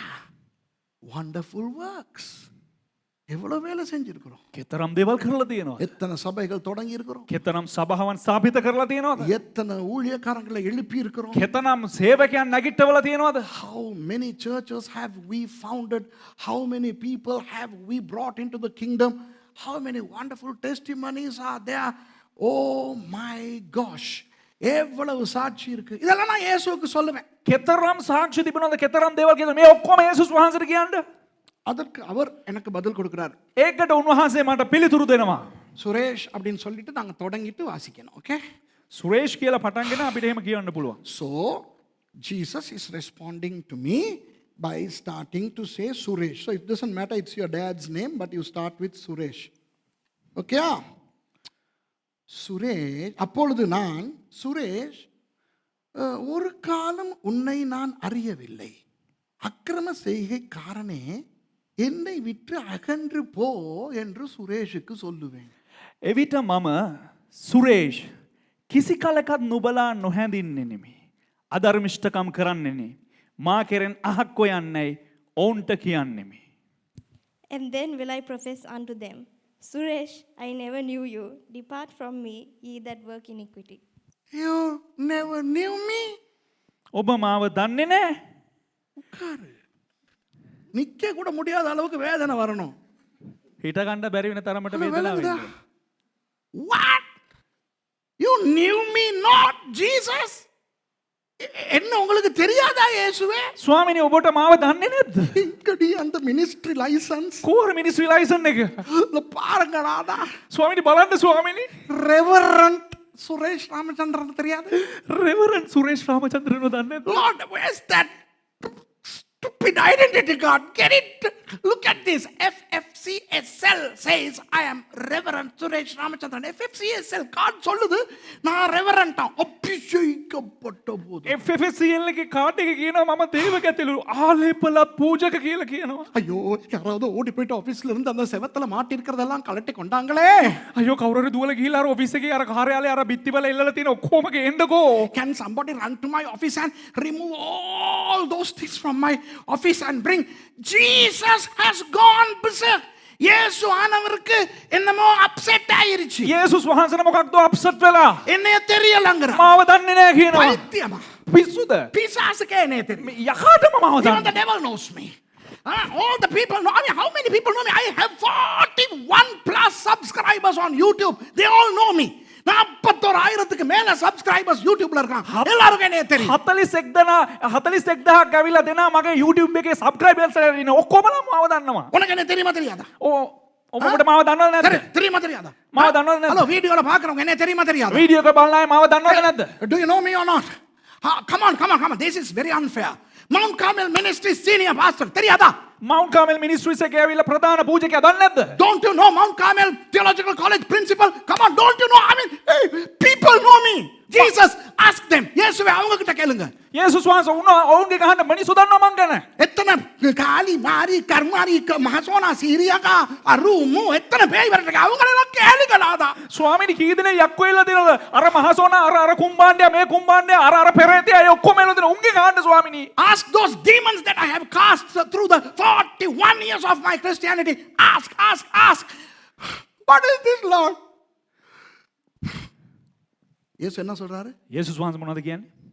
நான் உன்னை මම නුඹව அறியவில்லை. අඳුනන්නේ නැහැ. யாரை பார்த்து சொல்லுகிறார்? කාව බල්ලද කියන්නේ? Jesus is saying, I never knew you. Who? Look at the three things. இந்த மூன்று விஷயத்தை பாருங்க. මේ කාරණා තුන බලන්න. முதலாவது, ප්‍රථමයෙන් உம்முடைய நாமத்திலே தீர்க்க தரிசனம் உரைத்தோம். ඔබේ නාමයෙන් අනාගත වාක්‍ය ප්‍රකාශ කළා. We prophesied in your name. Hey, நான் இவருக்கு சொல்லலாம், මම මෙයාට කියන්න පුළුවන් நான் இயேசுவின் நாமத்துல உண்மையான தீர்க்கதரிசனம் உரைச்சேன்னு சொல்லலாம். මම යේසුස් වහන්සේගේ නාමයෙන් අවංක අනාගත වාක්‍ය ප්‍රකාශ කළා. சொல்லுவோமே, நான் ஒரு கள்ள தீர்க்கதரிசனம் சொல்லிட்டேன்ட்டு. හිතන්නකො මම බොරු අනාගත වාක්‍යයක් කිව්වා කියලා. Let me, hey, I think we should have fun learning the word, right? நல்லா சந்தோஷமா பைபிளை படிக்கணும். අපි Okay? සන්තෝෂයෙන් ස්වාමීන් වහන්සේගේ වචන ඉගෙන ගන්න ඕන. நான் ஒரு தீர்க்கதரிசனம் இப்படி விடுறேன். මම මෙහෙම අනාගත වාක්‍යයක් මෙහෙම හලන්නම්. நான் இவருக்கு சொல்றேன். මම යාට කියනවා. நீ எக்ஸாம் படிக்கிற இல்லையா? ඔයා විභාගය ලියනවානේ. இப்ப நான் இவருக்கு ஒரு தீர்க்கதரிசனம் දැන් உரைக்கிறேன். මෙයාට මම මේ අනාගත වාක්‍යයක් කියන්න යනවා. மகனே, පුතේ நீ එක්සෑමිල් ඔයා මොනවද A levelද කරන්නේ? A level එක මොනවද? දැන් Aද Bද මොකද්ද? හොත්තම එක මොනවද? ඒ කීයක් ගන්න ඕනද? 3. ஓகே. இப்போ நான் இவருக்கு தீர்க்கதரிசனம் உரைக்கிறேன். දැන් මෙයාට අනාගත වාක්‍යය කියනවා. Sajith, සජීත් I am prophesying to Sajid, okay? இந்த முறை මේ இந்த முறை වතාවේ உன்னுடைய பரீட்சையில் උඹේ විභාගයෙන් 3 எடுப்பாய் என்று கர்த்தர் சொல்லுகிறார். උඹ ඒ තුනක් ගන්නවා කියලා ස්වාමින් වහන්සේ කියනවා. Okay. So I am saying to him, I am prophesying that you will get 3 A's in your A level. வந்துட்டான் 3 B எடுத்துக்கிட்டேன். இது தீர்க்கதரிசனம் இல்ல, சும்மா. ආවා B තුනක් අරගෙන. நீ பண்ற அட்டகாசங்களின்படி 3 B வந்தாலே மிரக்கல் தான். උඹ කරන හිතුවක්කාර වැඩ වලට B තුනක් ආවත් පුදුමයි. If he gets 3 B's, that's a miracle because I know what this fellow is doing. Anyway, in this story you get 3 B's, okay? இவரு இந்த கதையில 3 B வாங்கிட்டார். ඉතින් මේ කතාවේ මෙයා ගන්නේ B තුනක්. இப்ப அவர் வந்து சொல்றாரு, பாஸ்டர், දැන් එයාවිල කියන பாஸ்டர் நீங்க தீர்க்கதரிசனம் உரைச்சீங்க, ඔයා අනාගත වාක්‍ය කිව්වනේ. ஆனா அது நடக்கல. ඒක සිද්ධ වුණේ නැහැ. இப்படி நடக்குதா இல்லையா? உங்க வாழ்க்கையில நடக்குதா இல்லையா? මෙහෙම සිද්ධ වෙනවද නැද්ද? ඔබේ ජීවිතේ සිද්ධ වෙනවද නැද්ද? Isn't this happening in your life? You know, some guy would prophesy and then it doesn't happen. Okay? தீர்க்கதரிசனம் சொல்லுவாங்க, அது நடக்காது. අනාගත වාක්‍ය කියනවා ඒවා එකක්වත් ඉෂ්ට වෙන්නේ නැහැ. ஆனா அதுக்கு நாங்க மவனே இதை உனக்கே திருப்பி அடிக்கிறதுக்கு பவுன்சிங் டெக்னிக் வச்சிருக்கோம் நாங்க. නමුත් අපි ඒකටම කියලා පුතේ ඒකටම ගහන්න ටෙක්නික් එකක් තියෙනවා බවුන්සික් ටෙක්නික් කියලා. We have a bouncing technique. You know what we will say? You would have got 3 A's, but on that day you did this. You didn't have faith, so you blew it. நீ அன்னைக்கு இந்த ஜடபராஸ் செய்துட்ட. එදා උඹ මේ මොකක් හරි ජල්තර වැඩක් කරා. ජල්තර වැඩක් කරා. இல்லைன்னா நீ எனக்கு காணிக்கையை கொடுக்கல. නැත්නම් උඹ මට සම්මාදම දුන්නේ නැහැ. ஏதாவது ஒன்று பண்ணிட்ட, அல்லது விசுவாசம் இல்லை உனக்கு. නැත්නම් උඹට මේ ඇදහිල්ල නැහැ ඒ දවසේ. 3 A தான் கிடைச்சிருக்கும், ஆனா உனக்கு கிடைக்கல. ඒ තුනක් තමයි හම්බෙන්න ඕනේ, ඒත් උඹට හම්බුනේ නැහැ. அதுக்கு காரணம் நீ தான். ඒකට කාරණාව උඹ තමයි පුතේ. ஆகவே நான் சொன்னது கள்ள தீர்க்க தரிசனம் அல்ல, நல்ல தீர்க்க தரிசனம். ඉතින් මම කිව්වේ හොර අනාගත වාක්‍යයක් නෙවෙයි, මම කිව්වේ හොඳ අනාගත So my වාක්‍යයක්. prophecy was not a false prophecy, it was a true prophecy. Now I can say that to him. இவருக்கு நான் சொல்லலாம், මේක ඔහුට මට කියන්න පුළුවන්. இவருக்கு நான் சொல்லலாம், මොහුටත් කියන්න පුළුවන්. உங்களுக்கெல்லாம் சொல்லலாம். ඔබ හැමදෙනාටම කියන්න පුළුවන්. ஆனா இயேசுவானவர்கிட்ட போய் නමුත් යේසුස් වහන්සේ ගාවට ගිහිල්ලා கள்ள தீர்க்கதரிசி சொல்ல முடியுமா உம்முடைய நாமத்திலே தீர்க்கதரிசனம் உரைத்தேன் என்று? ස්වාමින් වහන්සේට කියන්න පුළුවන්ද මේ හොර අනාගත වාක්‍යයට වක්තෘවරයට කියන්න පුළුවන් ස්වාමිනේ ඔබ වහන්සේගේ නාමයෙන් අනාගත වාක්‍ය කිව්වා කියලා? I can tell him, I can tell others that I uttered true prophecies, but can I go to Jesus and say, I uttered true prophecies in your name? No, unless if I was a true prophet. நான் உண்மையான தீர்க்கதரிசியாய் இருந்திருந்தால் மாத்திரமே මම අවංක අනාගත වක්තෘවරයෙක් වුණා නම් පමණක් இயேசுவின் இடத்திலே போய் சொல்லலாம், යේසුස් වහන්සේ ගාවට ගිහලා කියන්න පුළුවන් உம்முடைய நாமத்திலே தீர்க்கதரிசனம் உரைத்தேன் என்று. ඔබ වහන්සේගේ නාමයෙන් අනාගත වාක්‍ය කීවා කියලා. அப்ப இந்த 22ஆம் வசனத்திலே வருகிற தீர்க்கதரிசிகள் එසේනම් මේ 22 වෙනි පදයේ එන්නා වූ අනාගත වක්තෘවරුන් கள்ள தீர்க்கதரிசிகளா நல்ல தீர்க்கதரிசிகள்? හොඳ අනාගත වක්තෘවරුන්ද නැත්නම් මේ වැරදි අනාගත වක්තෘවරුන්ද? So the prophets who we see in verse 22, are they false prophets or true prophets? Tell me. நல்ல தீர்க்கதரிசிகள், true prophets. හොඳ අනාගත වක්තෘවරු. கர்த்தாவே கர்த்தாவே, ස්වාමිනී ස්වාමිනී உம்முடைய நாமத்திலே தீர்க்கதரிசனம் உரைத்தோமே. ඔබගේ නාමයෙන් අනාගත වාක්‍ය ප්‍රකාශ කළානේ. நல்ல தீர்க்கதரிசிகள். හොඳ අනාගත වක්තෘ. Lord, Lord, we prophesied in your name. So they are all good prophets. Okay? உம்முடைய நாமத்திலே பிசாசுகளை துரத்தினோமே. ඔබගේ නාමයෙන් යක්ෂයන් වේලෙව්වනේ. In your name we cast demons out. So we are powerful anointed people. நாங்கள் வல்லமையுள்ள அபிஷேகம் உள்ளவர்கள். එසේනම් අපි බලවන්ත වූ ආලේපලත් අය. பிசாசு எங்களுக்கு பயப்படுகிற அளவுக்கு நாங்கள் வல்லமை உள்ளவர்கள். යක්ෂයා අපිව දැකලා බය වෙන තරමට අපි බලවත් වූ අය. So we are so powerful that the devil is afraid of us. மூன்றாவது, තෙවනුව உம்முடைய நாமத்திலே அற்புதங்கள் அடையாளங்கள் செய்தோமே. ඔබ වහන්සේගේ නාමයෙන් පුදුම හාස්කම් කරානේ. In your name we did miracles and wonders. Look at those three things. Verse 22. பாருங்க 22வது வசனம். 22 වෙනි පදය. அந்நாளில் அநேகர் என்னை நோக்கி, ඒ දවසේදී බොහෝ දෙනෙක් கர்த்தாவே கர்த்தாவே. ස්වාමිනී ස්වාමිනී Read that, read that. Many will say to me in that day, Lord, Lord, Lord, Lord, உமது நாமத்தினாலே தீர்க்கதரிசனம் உரைத்தோம் அல்லவா? ඔබගේ නාමයෙන් අනාගත වචන නොකියේ මුද? have we not prophesied in thy name? அதுக்கு இயேசுவின் பதில் என்னவா இருக்கும்? அல்லவா? එතකොට ඒට යේසුස් වහන්සේගේ පිළිතුර කුමක් විය හැකිද? ஹலோ ஹலோ, நல்லா கவனிங்க. அல்லவா அப்படின்னா என்ன அர்த்தம்? නොකියේ මුද කියනකොට මොකක්ද ඒකේ අර්ථය? ஆமா, ආහා விளங்குதா? நான் உன்னோட நேத்து பேசிக்கிட்டு இருந்தேன் இல்லையா? මම அப்படின்னா என்ன அர்த்தம்? මම ඔයත් එක්ක ඊයේ කතා කරගෙන හිටියා නේද කියලා කියනකොට අර්ථය කුමක්ද? ඔව්. Wasn't I talking with you last night? The answer should be yes. The rhetoric answer is embedded in this rhetoric question. Okay? புரியுதா உங்களுக்கு? වැටහෙනවද ඔබලාට? உமது நாமத்திலே ඔබගේ නාමයෙන් தீர்க்கதரிசனம் உரைத்தோம் அல்லவா? අනාගත වචන නොකිය මුද? அப்ப இயேசு எப்படி தலை ஆட்டணும்? එසේනම් යේසුස් වහන්සේ කෙසේද උන්වහන්සේ ප්‍රතිචාර இப்படியா දක්වන්න ඕන? இப்படியா? මෙහෙමද නැත්තම් මෙහෙමද? ஆமா. මෙහෙම. So ඔව්. when they say, Lord, have we not prophesied in your name? Yeah.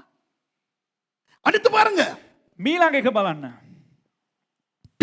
உமது நாமத்தினாலே பிசாசுகளை துரத்தினோம் அல்லவா? ඔබගේ නාමයෙන් යක්ෂයන් දුරුන කළේ මුද? And in thy name have cast out devils? அப்ப இயேசுவினுடைய பிரதியுத்தரம் என்ன? එහෙනම් යේසුස් වහන්සේගේ ප්‍රතිපිළිතුර කොමක්ද? ஆமா. ඔව්. So what's the response of Jesus? Yes. உமது நாமத்தினாலே அநேக அற்புதங்களை செய்தோம் அல்லவா? ඔබගේ නාමයෙන් නොඑක් බලවත් ක්‍රියා නොකළේ මුද? And in thy name have done many wonderful works.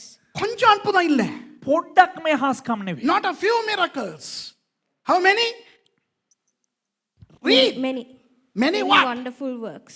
Many wonderful works. அநேக அற்புதங்கள். தமிழாக்கள் எல்லாம் சொல்லுங்க. බොහෝ පුදුම දේවල්. அநேக அற்புதங்கள். සිංහල ඔක්කොමලා කියන බොහෝ පුදුම දේවල්. Many wonderful things. Come on. Who are these people who are talking to Jesus? இயேசுவோடு பேசுற இந்த ஜனங்கள் யார்? යේසුස් වහන්සේත් එක්ක කතා කරන මේ ජනතාව කවුද? வல்லமையான ஊழியக்காரர்கள். බලවන්ත වූ සේවකයන්. அபிஷேகிக்கப்பட்ட ஊழியக்காரர்கள். ආලේපලත් සේවකයන්. We are talking about powerful people. We are talking about anointed people. We are talking about people who are doing a great thing in the kingdom of God. தேவனுடைய ராஜ்யத்திலே பெரிய சாதனைகளை படைக்கும் சாதனை வீரர்களை பற்றி பார்க்கிறோம். දෙවියන් වහන්සේගේ රාජ්‍ය තුල මහා වීරයන් කරවව මහා වීරයන් මහා සේවයන් කරවව මහා වීරවන් වගේ සේවකයෝ. அந்த ஊழியக்காரர்கள் ඒ දේව සේවකයන් துஷார் உங்ககிட்ட தான் கேக்குறேன்டா. துஷார கிட்ட கேட்கிறேன், මගෙන් මට කියනවා. உங்களை விட பெரியவங்களா இல்லையா இந்த இடத்துல இருக்கிறவங்க? මෙම ස්ථානයේ මට වැඩිය ලොකු අය නැද්ද? නෑ නෑ, මේ බයිබල් පදේ ඉන්න අය තුෂාර ඔයාට වැඩිය ලොකු අයද නැද්ද කියන්න? ඔව්. ඔව්. இந்த பாஸ்டர் துஷாரவை விட பெரிய ஆளுங்க. ඒ කියන්නේ මට වැඩිය ලොකු අය. இப்ப இந்த பைபிள்ல பாக்குறவங்க பிரேம் சொல்லு உன்னை விட பெரிய ஆளா சின்ன ஆளா இந்த ஆளுங்க? මේ බයිබලේ ප්‍රේම කියන්නේ මේ බයිබලේ ඉන්න අය ඔයාට වැඩිය ලොකු අයද පොඩි අයද කියලා டைசன் කියන්න சொல்லு. බලන්න. யார் இருக்கிறீங்க? இந்த இடத்துல சொல்லப்பட்ட அந்த 3 காரியத்தையும் பயங்கரமா சாதிக்கிற யாராவது ஒரு ஆளுங்க இருக்கிறீங்களா? ඒ මෙම ස්ථානයේ කියන්නා වූ කාරණා තුර භයානක විදියට ක්‍රියාවට දැම්මා වූ කවුරු හරි ඉන්නවද? Is there anybody in this hall who is greater or similar to those who are there? What are the 3 things they are saying? அவங்க என்ன சொல்றாங்க? ඔවුන් මොනවද කියන්නේ? உம்முடைய நாமத்திலே தீர்க்கதரிசனம் உரைத்தோம் அல்லவா? ඔබේ නාමයෙන් අනාගත වාක්‍ය නොකියමුද? இயேசு சொல்றார், ஆமா. යේසුස් වහන්සේ කියනවා ඔව්. Have we not prophesied in your name? Yes. Have we not cast demons out in your name? Yes. உம்முடைய நாமத்திலே பிசாசுகளை துரத்தினோம் அல்லவா? ඔබ වහන්සේගේ නාමයෙන් යක්ෂ එළවුවේ නැද්ද? உம்முடைய நாமத்திலே அநேக அற்புதங்களை செய்தோம் அல்லவா? ඔබ වහන්සේගේ නාමයෙන් බොහෝ හාස්කම් කරානේ. We performed many wonderful works. இயேசு சொல்றார். යේසුස් වහන්සේ කියනවා. கொஞ்சம் இருங்க. இப்ப இவங்க அத்தனை பேரும் தேவனுடைய ராஜ்யத்துல இருக்கிறவங்களா இல்லையா? දැන් මේ හැමදෙනාම දෙවියන් වහන්සේගේ රාජ්‍යයේ ඉන්න අය නොවේද? நல்ல தீர்க்க தரிசனம் சொல்றவன் தேவனுடைய ராஜ்யத்துல தானே இருக்கணும். හොඳ අනාගත වාක්‍ය කියන එක නම් දෙවියන් වහන්සේගේ රාජ්‍යෙ ඉන්න ඕන. The people who are good prophets, they should be in the kingdom of God, right? People who cast demons out, they ought to be in the kingdom of God. பிசாசுகளை துரத்துறவங்க தேவனுடைய ராஜ்யத்துல இருக்கணும். යක්ෂ එළවන අය දෙවියන් වහන්සේගේ රාජ්‍යෙ ඉන්න ඕන. அநேக அற்புதங்கள் செய்கிறவங்க தேவனுடைய ராஜ்யத்துல இருக்கணும். බොහෝ පුදුම දේවල් කරන අය දෙවියන් වහන්සේගේ රාජ්‍යෙ ඉන්න ඕන. Okay, those who perform great miracles, they should be in the kingdom of God. But look what Jesus says. இயேசு என்ன சொல்றாருன்னு பாருங்க. යේසුස් වහන්සේ මොනවද කියන්නේ කියලා බලමු. அப்பொழுது එවිට கவனிங்க. Yeah. And Then நான் ஒரு காலம் உங்களை அறியவில்லை, அக்கிரம செய்கைக்காரரே என்னை விற்று அகன்று போங்கள் என்று அவர்களுக்கு சொல்லுவேன். එවිට මම කිසි කලෙකත් නුඹලා නොහැඳින්නේමි. අධර්මිෂ්ඨකම් කරන්නෙනි මා කෙරෙන් අහක් හොයන්නේයි ඔවුන්ට කියන්නෙමි. And then will I profess unto them, I never knew you. Depart from me, ye that work iniquity. You know, the joke is, இருக்கிற ஜோக் என்ன தெரியுமா? ஹலோ சீரியஸ், எனக்கு ஒரு மாதிரி இருக்குது இதை பேசும்போது. මෙතන තියෙන විහිළුව මොකද්ද? ඒ කියන්නේ මේක මට කතා කරනකොට එක විදිහක් I'm trembling inside. உள்ளுக்கு நட்டுங்குது எனக்கு. මට වෙවුලනවා ඇතුලේ. ஏன்னா கெல்வினிசம் என்ன தெரியுமா சொல்லுது? කැල්විනිසම් මොකක් දන්නවද ඉදිරිපත් කරන්නේ? நீ ரட்சிக்கப்பட்டா ஒரு நாளும் பின் வாங்க மாட்டியா? நீங்க கேமராவை கணக்கா மாத்திக்கிறீங்க. I want to walk. නුඹ ගැලවීම ලැබුවා නම් කවදාකවත් නුඹ පසුබට වෙන්නේ නැහැ.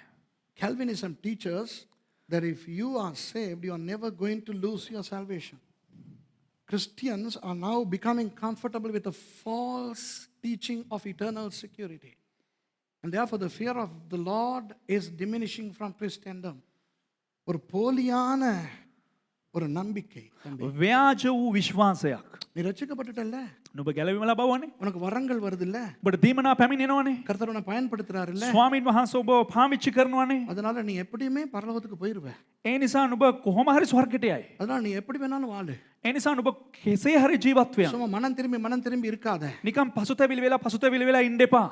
அப்படின்னு ஒரு போலியான ஒரு கிறிஸ்தவ இந்த உலகத்துல ஓடிக்கிட்டு இருக்குது. එවන් වූ ව්‍යාජ කිතුණුකමක් මේ ලෝකයේ තුල ගමන් කරනවා. I am trembling inside. உண்மையில நடுங்குறேன். ඉතින් මට ඇතුලෙන් වෙවුලනවා. பொய்க்கு இல்ல, உண்மையா நடுங்குறேன். මම බොරු නෙවෙයි කියන්නේ මගේ ඇතුලේ වෙවුලනවා. நான் முதல்ல எல்லாம் ஜோக்கா பேசினேன். I was joking earlier on, but I am trembling on the inside. මම Do you know why? ඇයි? Because God is saying දෙවියන් වහන්සේ කියනවා there is one thing එක දෙයක්. that there is one thing that you need to go to heaven. ඔබට එක දෙයක් අවශ්‍යයි ස්වර්ගයට යන්න. සිංහලෙන් දෙමළෙන් කියන එක විතරක් කියන්න සිංහලෙන්. நீ பரலோகத்துக்கு போகணுமா இருந்தா ஒண்ணே தான் இருக்கு. சும்மா சாதனை படைக்கிறேன்னா ஆடாத. ස්වර්ගයට යන්න නුඹ එක දෙයයි කරන්න ඕන. නිකන් ඔබ දේවල් කරා කියලා ඔබ නිකන් ආඩම්බර වෙන්න එපා. ரெவரண்ட். ரெவரண்ட் நான் யார் தெரியுமா? රෙවරන්ට් කියලා කියන්නේ කවුද දන්නවද? கௌரவம் மிக்க வணக்கத்துக்குரிய. ගෞරවයට පාත්‍ර වූ. නෑ, වணக்கத்துக்குரிய. ගෞරවයට පාත්‍ර වූ. නෑ. හරි. Reverend. Hey, why the hell do you want to call yourself a reverend when the real reverend is Jesus? Just because you are used by God, you're calling yourself a reverend. Do you qualify for that? வணக்கத்துக்குரிய ஆளா நீ? නුඹ ගෞරවයට පාත්‍ර වෙන්න නේද? வணக்கத்துக்குரிய ஆளானா? ගෞරවයට පාත්‍ර වෙන්න ඕන පුද්ගලෙක්ද நீ මම? வணங்குறதுக்கு நான் சாமியா? நீ வணங்குறதுக்கு நான் சாமியா? උඹවට ගෞරව කරන්න උඹ නමස්කාර කරන්න මම දෙයියෝද? Am I God for you to revere me? Reverent comes from the word revere. Reverence should go only to God. வணக்கம் தேவனுக்கு மாத்திரம் வரணும். ගෞරවය ගෞරවාන්විත භාවය දෙවියන් වහන්සේට පමණයි යන්න අවශ්‍ය. 4 பேய துரத்தணும்னா நீ ரெவரண்டா? 4 දෙනෙක් එළවපු ගමන් නුඹ රෙවරන්ද? 7 சபைகளை ஸ்தாபிச்சோம்னா நீ ரெவரண்டா? සභා 7ක් ස්ථාපිත කරපුවාම නුඹ රෙවරන්ද? பிஷப்பா நீ? නුඹ බිෂොප්ද? Are you a bishop? பேராயர். Hello, how many பேராயர்ஸ் are watching this? Stupid. Bishops. Throw your damn bishopships. Go to heaven.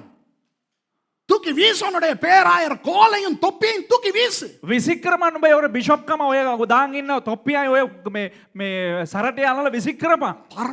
பரலோகம் போறதுக்கு வழியை பாரு. ස්වර්ගයට යන්න මාර්ගයක් හොයපන්. ரெவரண்ட், டாக்டர், அப்போஸ்டல், රෙවර් டைட்டில் வச்சுக்கிறாங்க. ටයිටල් තියාගන්නවා. எனக்கு தெரிஞ்ச ஒரு நல்ல ஒரு பெண், මට දන්න හොඳ ඉතා යහපත් ස්ත්‍රියක්. அவளுக்கு ஆண்டவர் கபடுக்கு உள்ளுக்கு இருக்கிறதெல்லாம் கூட காட்டுவார். ඇයට දෙවියන් වහන්සේ අල්මාරියේ ඇතුලේ තියෙන දේවලුත් පෙන්වනවා. I know a woman who is gifted so much that she knows what's there inside cabinets, but she never calls herself a prophetess. ஒரு நாளும் தன்னை தீர்க்கதரிசின்னு அவ கூப்பிட்டுக்கிறது இல்ல. නමුත් කවදාකවත් තමාව අඳුන්වල දෙන්නේ නැහැ තමා අනාගත වක්තෘවරයෙක් කියලා. அப்படிப்பட்டவர்களுக்காக நான் ஆண்டவருக்கு நன்றி செலுத்துகிறேன். එවන් වූ අය නිසා මම දෙවියන් වහන්සේට ස්තුති කරනවා. I praise God for people like that who are humble, who give God all the glory. தேவனுக்கு மகிமையை செலுத்துகிறவர். දෙවියන් වහන්සේට මහිමේ දෙන අය. இன்றைக்கு என்ன நடந்திருக்கு தெரியுமா? අද කුමක්ද සිද්ධ වෙලා තියෙන්නේ? 2 தீர்க்க தரிசனம் சொல்லிரலாம். අනාගත වාක්‍ය දෙකක් කියනවා. அது நடந்துருச்சா? ඒක සිද්ධ වුණාද? Prophet. ඊට පස්සේ එදා ඉඳලා අනාගත වක්තෘවරයා. Prophet. Prophet. I'm prophet. මම prophet Suresh. Chi. 2 prophecies. And they came to pass. And they called themselves prophet. Okay? And here, these people are saying, didn't we prophesy in your name? Yes. But I have never known you. Jesus says. உம்முடைய நாமத்திலே தீர்க்கதரிசனம் உரைத்தோம் அல்லவா? නුඹේ නාමයෙන් අනාගත වාක්‍ය මම ප්‍රකාශ කළානේ. ஆமா. ඔව්. ஆனா எனக்கு ஒண்ணே தெரியாது. නමුත් මට උඹව දන්නේ. இப்ப தெரியாதல்ல? දැන් දන්නේ නෙවෙයි. அப்பவும் எனக்கு ஒண்ணே தெரியாது. ඒදත් මට උඹව දන්නේ නැහැ. ஏன்னா நீ ரெவரண்ட், ඇයි කිව්වොත් උඹ රෙවරන්ට්, டாக்டர், මේ ආචාර්ය, அப்போஸ்தல், උඹ අපෝස්තල්වරයෙක්, prophet උඹ ප්‍රොෆේතවරයෙක්. எல்லாம் உனக்கு தான் இழுத்துக்கிட்ட. හැම එකක්ම උඹටම කියලා තමයි අදගත්තේ. You are calling yourself reverend, bishop, apostle, prophet, and you are attracting all the attention. I never knew you. Yes, you prophesied, but I didn't know you. ஆமா நீ தீர்க்கதரிசனம் உரைச்ச. ඔව් නුඹ අනාගත වාක්‍ය කිව්වා. ஆனா எனக்கு ஒண்ணே தெரியாது. எனக்கு நட்டுங்குது உள்ள. හැබැයි මට උඹව දන්නේ මට ඇතුලේ වෙවුලනවා. பேய் விரட்டன நீ. නුඹ යක්ෂය එලෙව්වා. ஆனா எனக்கு ஒண்ணே தெரியாது. නමුත් මට නුඹව දන්නේ නැහැ. You cast demons out, but I didn't know you. விளங்குதா? වැටහෙනවද? அநேக அற்புதம் செய்த நீ. බොහෝ හාස්කම් නුඹ කරා. மழைய நிப்பாட்டின. උඹ වර්ෂාව නැවතුවා. மழைய வர வச்ச. වර්ෂාව නැවතුව නැවත ගෙන්නුවා. காத்து அடிக்க வச்ச. හුලං ගස්සන්න සලස්සුවා. You stopped it from rain in your crusades. You caused it to rain. You made the wind blow. Oh, boy, you know, I mean, நீ reload போட்ட. උඹ රීලෝඩ් දැම්මා. டெலிஃபோன் சார்ஜ் பண்ண. උඹ දුරකථන ඔක්කොම charge කරවුවා. பேர்களை சொல்லி கூப்பிட்ட. නම් කියලා කතා කරා. கமலா, விமலா, மாலானா எல்லாம் வந்துச்சு முன்னுக்கு. කමලා විමලා ඔය මාලා කියලා කතා කරපු ගම ඔක්කොම ආවා. You reloaded phones and you charged telephones and you made $100 to 100 rupee notes to become 1,000 rupees and you called people by their names and those people showed up. Yeah, so many miracles. But I never knew you. ஆனா எனக்கு ஒண்ணே தெரியாது. හැබැයි මට නුඹව දන්නේ නැහැ. ஏன்? ඇයි? அந்த சொல்ல உங்களுக்கு கிரேக்க மொழியில நான் விளக்க போறேன். அறக்கதாண்ட கிரீக். ඒ වචනය මම ග්‍රීක් භාෂාවෙන් ඔබලාට විග්‍රහ කරන්න. 23வது வசனத்தை திரையில பாருங்க. 23 වෙනි පදය තිරේ බලන්න. கிரீக் தெரிந்தவர்கள் வாசிங்க. ග්‍රීක් දන්න අය කියවන්න. தமிழ்ல என்ன சொல்லுது? දෙමළෙන් මොනවද කියන්නේ? அக்கிரமை செய்கைக்காரரே. අධර්මිෂ්ඨකම් කරන්නෙනි. How does the English say? Ye that work iniquity. Iniquity. Actually, he that work iniquity. The King James rendering has been not translated but interpreted from the Greek word anomian. அக்கிரம செய்கைக்காரர்களே என்ற அந்த தமிழ் சொல் අධර්මිෂ්ඨකාරයන් කියන්නා ඒ සිංහල වගන්තිය இந்த கிரேக்க மொழியில் இருக்கிற அனோமியான் என்கின்ற அந்த சொல்லை தான் அப்படி அழைக்கிறது. මේ ග්‍රීක් භාෂාවෙන් තියෙනව අනෝමියා කියන්නා ඒ වචනය තමා සිංහලෙන් සඳහන් වෙන්නේ. Okay, kai tote homologeso autois hoti ode pote egnon humas apachso reite ap emu hoi ergad sumenoiten anomian. Those of you who know Greek, you know what I just pronounced. கிரேக்க மொழி தெரிந்தவர்களுக்கு தெரியும் நான் என்ன வாசித்தேன். ග්‍රීක් භාෂාවෙන් දන්න අය දන්නවා මම මොනවද කියෙව්වේ කියලා. தமிழை பொறுத்தவரை அக்கிரமம் செய்தாய். මේ සිංහලෙන් අධර්මිෂ්ඨකම් කරා. In English, you did iniquity. Whereas according to this Greek word, it's not anything about you did, something about what you did not do. அக்கிரமம் செய்தன்னு தானே இருக்கு. අධර්මිෂ්ඨකම් කරා කියන්නේ තිබෙන්නේ. இதுல செய்தத பத்தி இல்ல, ஏதோ ஒண்ணு செய்யாதத பத்தி இருக்குது. මේ කරපු අධර්මිෂ්ඨකම ගැන නෙවෙයි කතා කරන්නේ කරපු නැති විෂයක් ගැන තමයි මේ වචනේ කතා කරන්නේ. nomos, கிரேக்க மொழியிலே nomos, ග්‍රීක් භාෂාවෙන් නොමොස් சட்டம், ව්‍යවස්ථාව නීතිය. நீதியா. Nomos means law. Okay? So anomian means, anomian என்றால் අනෝමියා කියලා කියන්නේ nomos என்பதனை செய்யாதவன். a means no, a என்றால் இல்லை. anomian சட்டத்தை செய்ய இல்லை. නොමියා කියලා කියන්නේ ආ කියන්නේ නෑ කියන එක. නොමියා කියන්නේ නීතිය නොකරන්නා. Nomian means doing the law. Nomian means not doing the law. Are you with me now? A little bit of etymology. The சொல் படிப்பு. දැන් මේ වගන්ති ඉගෙන ගැනීම.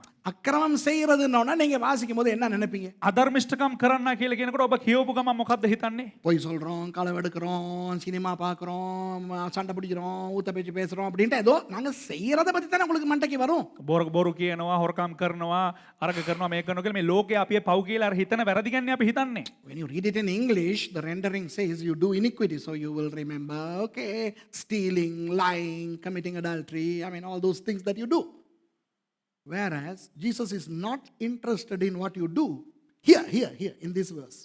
இந்த வசனத்துல இயேசு நீ என்ன செஞ்சங்கறத பத்தி பார்க்கல. මේ වචනේ යේසුස් වහන්සේ ඔබ මොනවද කරේ කියලා පෙන්눔 කරන්නේ. நீ என்ன செய்யலங்கறத பத்தி பார்க்க. නමුත් ඔබ මොනවද නොකරේ කියන දෙක දෙය තමයි උන්වහන්සේ අර්ථකථනය කරන්නේ. இப்போ இந்த வசனத்தை விளக்கவா? දැන් මේ වචනේ විග්‍රහ කරන්නද? Shall I explain to you now? என் நாமத்துல தீர்க்க தரிசனம் வரச்ச. මගේ නාමයෙන් අනාගත වාක්‍ය කිව්වා. Yes, you prophesied in my name. Yes, you cast demons out in my name. என் நாமத்துல பிசாசு துரத்துன. මගේ නාමයෙන් යක්ෂය ලෙව්වා. என் நாமத்துல அநேக அற்புதங்கள் செய்த. මගේ නාමයෙන් හාස්කම් පුදුම දේවල් කරා. Yes, you cast many demons, many things. You did many wonders in my name. But you did not obey my rule. ஆனா நீ என்னுடைய சட்டத்தை கடைபிடிக்கல. නමුත් නුඹ මගේ නීතිය අනුගමනය කරේ නැහැ. இப்ப விளங்குதா? දැන් වැටහෙනවද? இப்ப போவோம் எங்களுடைய ஒரிஜினல் வேர்ஸ்க்கு. ஒரிஜினல் வேர்ஸ் 21 தாண்ட. දැන් අපි යමු 21 වෙනි පදයට. யாரு பரலோக ராஜ்யம் போவா? කවුද ස්වර්ග රාජ්‍යයට යන්නේ? பேய் துரத்துறவன் எல்லாம் பரலோக ராஜ்யம் போக முடியாது. යක්ෂ වේලන හැම එක්කනටම ස්වර්ග රාජ්‍යයට යන්න බෑ. Who can go to heaven? Not everybody who casts demons out. Not prophets. Not all prophets can go to heaven. விளங்குதா? எல்லா தீர்க்கதரிசிகளுக்கும் போக முடியாது. හැම ප්‍රොපේතවරයාටම ස්වර්ගයට යන්න බෑ. பெரிய பெரிய அற்புதம் செய்யறவனுக்கெல்லாம் பரலோகம் போக முடியாது. ලොකු ලොකු හාස්කම් කරන හැම එක්කනටම ස්වර්ගයට යන්න බෑ. பெரிய பெரிய சபை கட்டுறவனுக்கெல்லாம் பரலோகம் போக முடியாது. ලොකු ලොකු සභා ගොඩනගන හැම එක්කනටම ස්වර්ගයට යන්න බෑ. லட்சக்கணக்கான ஆட்கள் ஆண்டவருக்குள்ள கொண்டு வரவனுக்கெல்லாம் பரலோகம் போக முடியாது. ලක්ෂ ගණන් මනුෂ්‍යයන් දෙවියන් වහන්සේට දිනා ගන්න අයට ස්වර්ගයට යන්න බෑ. Not everybody who build huge churches, not everybody who have a lot of congregations, not everybody who perform great signs and wonders can make it to heaven. Look at this verse. Simple. It's plain as a pike star. ரொம்ப simple. என்ன தெரியுமா? හරිම සරලයි මේ වචනය. என் பிதாவின் சித்தத்தின்படி செய்கிறவனே. මගේ පියාණන් වහන්සේගේ කැමැත්ත කරන්නා. என் பிதாவின் சித்தத்தின்படி செய்கிறவனே பரலோக ராஜ்யம் போவானாம். මගේ පියාණන් වහන්සේගේ කැමැත්ත කරන්නා ස්වර්ගයට යනවලු. Okay, so if we go to Matthew chapter 22, மத்தேயு 22வது அதிகாரத்துக்கு நாம் போவோம். මතෙව් 22 වෙනි පරිච්ඡේදයට අපි ගමන් කරමු. 22வது வசனத்துக்கு திருப்பிக்கிட்டீங்களா? 22 වෙනි පරිච්ඡේදයේ 35வது வசனத்தை வந்து வாசிப்போம். We are going to read from verse 35. 35 වෙනි පදයේ සිට අපි කියවන්න යනවා. அவர்களில் நியாய சாஸ்திரி ஒருவன் அவரை சோதிக்கும்படி ඔවුන් අතරින් ව්‍යවස්ථාව උගන්වන්නෙක් උන්වහන්සේ පරීක්ෂා කරමින් Then one of them, which was a lawyer, asked him a question, tempting him and saying, போதகரே நியாய பிரமாணத்திலே எந்த கற்பனை பிரதானமானது என்று கேட்டான். ආචාර්යනි ව්‍යවස්ථාවෙහි ඊතා උතුම් ආඥාව කොයි එකදයි ඇසුවේය. Master, which is the great commandment of in the law? இயேசு அவனை நோக்கி, උන්වහන්සේ ඔහුට කතා කොට yeah, read it. Jesus said unto him, உன் தேவனாகிய கர்த்தரிடத்தில் உன் முழு இருதயத்தோடும் உன் முழு ஆத்துமாவோடும் உன் முழு மனதோடும் அன்பு கூறுவாயாக. නුබේ මුළු හෘදයෙන්ද නුබේ මුළු ආත්මයෙන්ද නුබේ මුළු බුද්ධියෙන්ද නුබේ දෙවිවූ ස්වාමින් වහන්සේට ප්‍රේම කරව. Thou shalt love the Lord thy God with all thy heart and with all thy soul and with all thy mind. இது முதலாம் பிரதான கற்பனை. මේක උතුම් වූ පළවෙනි ආඥාවය. This is the first and great commandment. இதற்கு ஒப்பாயிருக்கிற இரண்டாம் கற்பனை என்னவென்றால், මේ හා සමාන දෙවැනි එකක් තිබේ.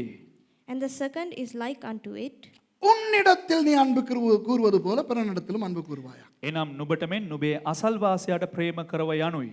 thou shalt love thy neighbor as thyself. தேவனை நேசிக்கிற மாதிரி மற்றவனை நேசிக்காத.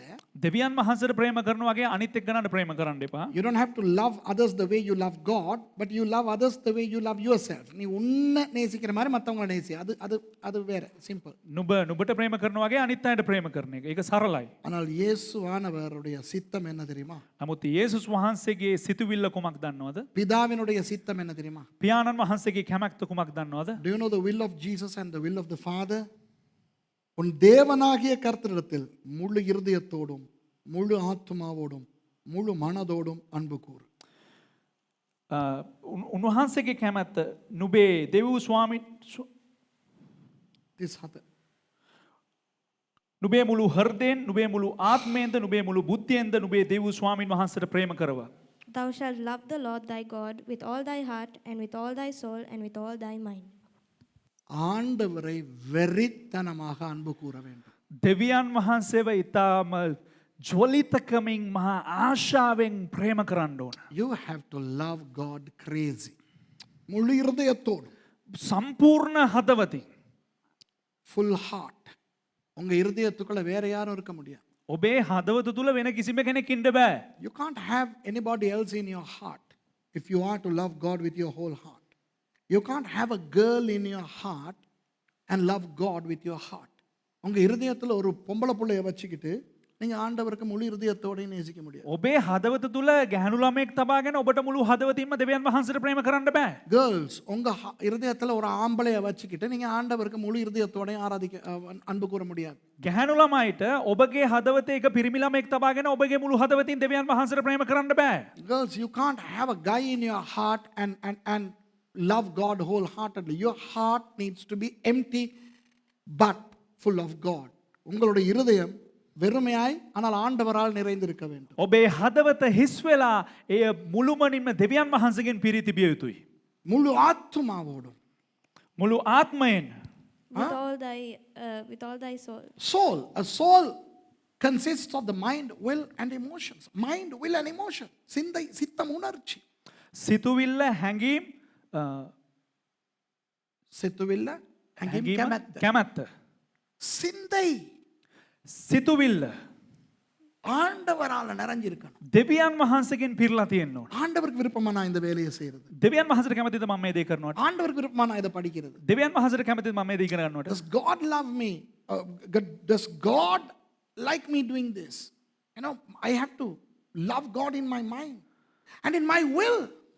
எனக்கு இது செய்ய ஆசை, මට මේක කරන්න කැමති. அது செய்ய ஆசை. අරක කරන්න කැමති. ஆனா ஆண்டவருக்கு அதுவா விருப்பம். නමුත් දෙවියන් වහන්සේට ඒකද කැමති. முழு மனதோடு මුළු මනසින් விரும்பி, කැමැත්තෙන් with all your mind, okay? Mind, right? Yes. Yeah, mind. So you want to do that. So basically what Jesus says is simple. இயேசு சொல்றது ரொம்ப இலகுவானது. යේසුස් වහන්සේ කියන දේ හරිම සරලයි. இப்போ இந்த வசனத்தை விளக்கி நான் முடிக்க போறேன். எத்தனை பேருக்கு ஆண்டவர் பேசி கொண்டிருக்கிறார்? මේ වචනය මං කියලා විග්‍රහ කරන්න කී දෙනෙක් දෙවියන් වහන්සේ කතා කරගෙන ඉන්නවා. How many of you all say that you are God is talking to you? Now you see some people say, Suresh, you are acting too much. நிறைய பேர் சொல்றாங்க நீ ரொம்ப ஆக்ட் பண்ற. මේ බොහෝ දෙනෙක් කියනවා මේ සුරේෂ් ඔයා මේ පාස් ඔයා බොහොම මේ නර්තනය නියලනවා මේ රංගපානවා. இல்ல, எனக்குள்ளேயே ஒரு பயம் வந்துருச்சு. அந்த கீழ இருக்கும்போது எனக்குள்ளேயே ஒரு பயம் வந்துருச்சு. නෑ මේ පල්ලෙහා එනකොට මා තුලම මට බයක් පැමිණියා. I am now in fear. The right kind of fear. The fear of the Lord is the beginning of wisdom. Okay, this is not phobia, paranoia, delia. This is a real kind of fear. சும்மா பயம் இல்ல. නිකං බයක් නෙවෙයි The මේක. phobia, delia, paranoia அந்த பயம் இல்ல. අර ෆෝබියා ඩේලියා පැරනෝයියා කියන ඒ බයවල් නෙවෙයි. அந்த யாஹே எலோஹிம் ஆண்டவருக்கான அந்த ஒரு ஒரு ஒரு ஒரு பயம், அந்த கர்த்தருக்கு பயப்படுகிறது ஞானத்தின் ஆரம்பம். அது எனக்கு இப்ப வந்துச்சு கொஞ்சத்துக்கு முதல்ல திருப்பி ஒரு දෙවියන් වහන්සේට බය දෙවියන් වහන්සේට බය වෙන තමයි මට බය ආවේ. ඒ බය මොකක්ද කියන්නේ ප්‍රඥාවේ ආරම්භය කියලා. உண்மைதானே. ඇත්තනේ. இப்ப நான் ஆண்டவர்கிட்ட போய் මම දෙවියන් වහන්සේ ගාවට ගිහිල්ලා ஆண்டவர் இந்தாங்க என் ஐடென்டி கார்டு, ස්වාමීනි මෙන්න මගේ හැඳුනුම් පත. இந்தாங்க என்னுடைய படிப்பு டிகிரி எல்லாம், ස්වාමීනි මෙන්න මම ඉගෙන ගත්ත දේවල් වල සහතික. இந்த ஆக்கள் எனக்கு கொடுக்கிற விருதுகள், එක එකනා මට දෙන මේ ත්‍යාග, பட்டங்கள். මට දෙන මේ උපාධි. You know, I mean, look at the things that are in my office. You know, I mean, I can't take those to God and show. Look at the degrees, Lord. Look at my awards. Look at what people say about me. I mean, those will not take me to heaven. Although I can be a giant in the kingdom of God. தேவனுடைய ராஜ்யத்திலே நான் ஒரு பெரிய கொம்பனாய் இருக்கலாம். දෙවියන් වහන්සේගේ රාජ්‍ය තුල මම ලොකු විශාල යෝධයෙක් වෙන්න පුළුවන්. ஆனால் இவற்றையெல்லாம் நான் காண்பித்து பரலோக ராஜ்யத்துக்கு போக முடியாது. නමුත් මේ හැම දෙයක්ම මේ මම දෙවියන් වහන්සේට ඉදිරිපත් කළා මෙන්න මේවා කියලා මමට ස්වර්ගයට යන්න බෑ උන්වහන්සේ ඉදිරියේ.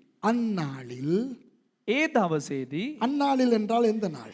ඒ දවස කියලා කියන්නේ මොන දවසද? மத்தேயு 7 தானே இருக்கிறோம். මත්තේයු 7 වෙනි පරිච්ඡේදයේ We are in Matthew chapter 7, right? So on that day, Jesus says. Now what's that day? Let me show you. அந்த நாள் என்பது எதுன்னு பாப்போமா? ඒ දවස කියලා කියන්නේ කුමක්ද කියලා බලමුද? முதலாவது வசனத்தை பாருங்க. இரண்டாவது வசனம். දෙවෙනි පදය බලන්න. நீங்கள் தீர்க்கப்படுவீர்கள். நீங்கள் மற்றவர்களை தீர்க்கிற தீர்ப்பின்படியே நீங்களும் தீர்க்கப்படுவீர்கள். නුබලා යම් විනිශ්චයකින් විනිශ්චය කරන්න හොද එයින්ම නුබලාත් විනිශ්චය කරනු ලබන්නහුය. For with what judgment ye judge, ye shall be judged. அப்ப அந்த நாள் என்று இயேசு சொல்வது நியாய தீர்ப்பு நாளை குறிக்கும். ඒ දවස කියලා උන්වහන්සේ සඳහන් කරන්නේ විනිශ්චය දවස. So contextually that day connotes to the day of judgment, okay? அப்புறம் 13வது வசனத்தை பாருங்க. ඊට පස්සේ 13 වෙනි පදේ බලන්න. இல்ல 14வது வசனம். 14 වෙනි පදය. Look at verse 14. ஜீவனுக்கு போகிற வாசல். ஜீவன். මක්නිසාද ජීවනයට යන දොරටුව. Okay, yeah. Because straight is the gate and narrow is the way which leadeth unto life. Life. நித்திய ஜீவன். Eternal life.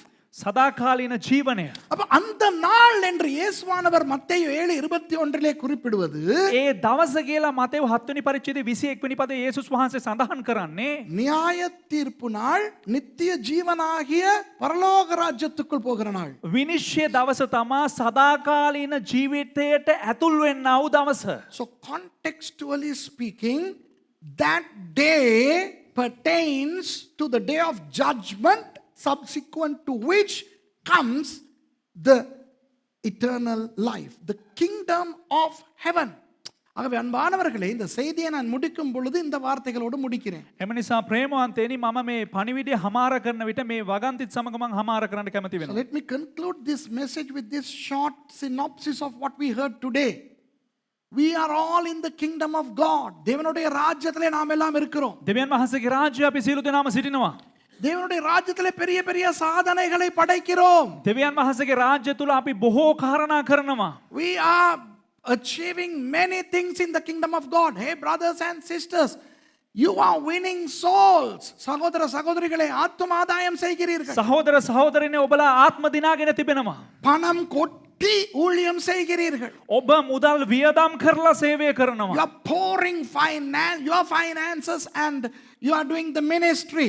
நீங்கள் எத்தனையோ ஊழியக்காரர்களை எழுப்புகிறீர்கள். ඔබ බොහෝ සේවකයන්ව ඔබලා ගොඩනගලා තිබෙනවා. You are raising up men and women of God to serve the Lord. You are serving the Lord by immense sacrifice.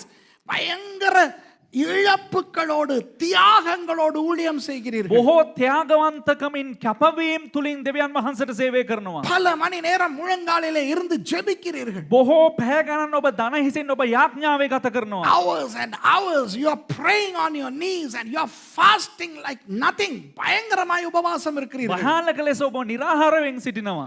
எத்தனையோ ஆசையான காரியங்களை செய்யாமல் இருக்கிறீர்கள். බොහෝ ආශා දේවල් ඔබ ඒ නිසා පැහැර හැරී ගොස් තිබෙනවා. Many of you are sacrificing a lot of things that you want to do. Many of you are not watching movies, you are not listening to songs, you are not getting into arguments. You are, wow, hats off to your Christianity. உங்களில் அநேகர் நீங்கள் cinema பார்ப்பது கிடையாது, ඔබගෙන් බොහෝ දෙනෙක් චිත්‍රපටි බලන්නේ නැහැ. டிவி பார்ப்பது கிடையாது, රූපවාහිනී නරඹන්නේ නැහැ. பாட்டு கேட்பது கிடையாது, ගීත අහන්නේ නැහැ. கலர் உடுத்துறது கிடையாது. පාට අඳින්නේ නැහැ. Many of you don't wear colored dress, many of you don't wear jewels. நகை போடுவது கிடையாது. ආභරණ පළඳින්නේ නැහැ. நிறைய பேர் நீங்க ஒழுங்கா தூங்குறது கிடையாது, ஒழுங்கா சாப்பிடுறது கிடையாது. கர்த்தருக்கென்றே உங்களை அப்படியே நீங்க கொடுத்துட்டீங்க. බොහෝ දෙනෙක් ඔබ විවේක ගන්න නැහැ, හරියට කන්නේ නැහැ, නිදා ගන්න නැහැ ස්වාමීන් වහන්සේට කියලා ඔබවම කැප කරලා. Many of you have sacrificed so many things and you have just sold yourselves to God. Oh, the amount of sacrifice some people, amazing. பயங்கரம். அது போல வல்லமையான ஊழியம் செய்கிறீர்கள். ඒ உங்களில் அநேகர். වගේම බලවත් ලෙස සේවය කරනවා. பெயர் சொல்லி அழைக்கிறீர்கள் மக்களை. නම් කියලා පුද්ගලයන්ව කැඳවනවා. You are calling people by their names and you are casting demons out like lock, stock and barrel. பிசாசுகளை நீங்க பயங்கரமா துரத்துறீங்க. යක්ෂයන්ව භයානක ලෙස ඔබ එළවනවා. சில நேரம் நீங்க போகும்போது பிசாசுக தானா ஓடுது. සමහරක් වෙලාවට ඔබ ගමන් කරනකොට යක්ෂයෝ එතනින්ම පලා දුවනවා. Sometimes even without you having to cast demons out, when you show up the demons flee. அற்புதங்கள் செய்றீங்க. පුදුම දේවල් කරනවා. புற்றுநோய் சாகிறவங்கள் எல்லாம் நீங்க சுகமாக்குறீங்க. කැන්සර් ඒ වගේම මැරෙන්න යන පයාපාව ඔබ නැගිටවනවා. You are healing people like nothing. Even people who are with fatal illnesses are healed. செத்தவங்களை கூட சில பேர் உயிரோட எழுப்புறீங்க. මැරුණ අය පව ඔබ නැගිටවලා තිබෙනවා. இதெல்லாம் நடக்குது இப்ப. මේ හැම දෙයක්ම සිද්ධ වෙනවා. Even dead people are brought back to life by you. And you just name it. The amount of things that you are doing. இவ்வளவு ஊழியங்கள் செய்றீங்க. Fine. ඔබ කෙතරම් සේවාවන් කර තිබෙනවද? இவ்வளவு செஞ்சுட்டு මෙච්චර කරලත් ஆண்டவர் மேல வெறித்தனமான அன்பு உங்களுக்கு இல்லைனா දෙවියන් වහන්සේ කෙරෙහි ඔබට පිස්සු කෑදර වූ ප්‍රේමයක් நீங்க නැත්නම් கேட்பீங்க அன்பு இல்லாதனாலே நாங்க செய்றோம். நீங்க கேட்பீங்க அவர் மேல அன்பு இல்லாதனாலே இவ்வளவு எல்லாம் செய்றோம். ඔබ අහන්න පුළුවන් මට ප්‍රේමයක් නැති නිසා තමයි උන්වහන්සේට මෙහෙම කරන්න කියලා. You may ask, don't we love God so much for us to be like this? I'm sorry, many people are attracting glory to themselves. நிறைய பேர் தங்களுக்கு தான் மகிமையை தேடிக்கிறாங்க. බොහෝ දෙනෙක් තමන්ට කියලා තමයි මහිමය හොයාගන්නේ. கடைசியா ஒன்னு சொல்றேன். අවසාන වතාවට එක දෙයක් කියන්නම්.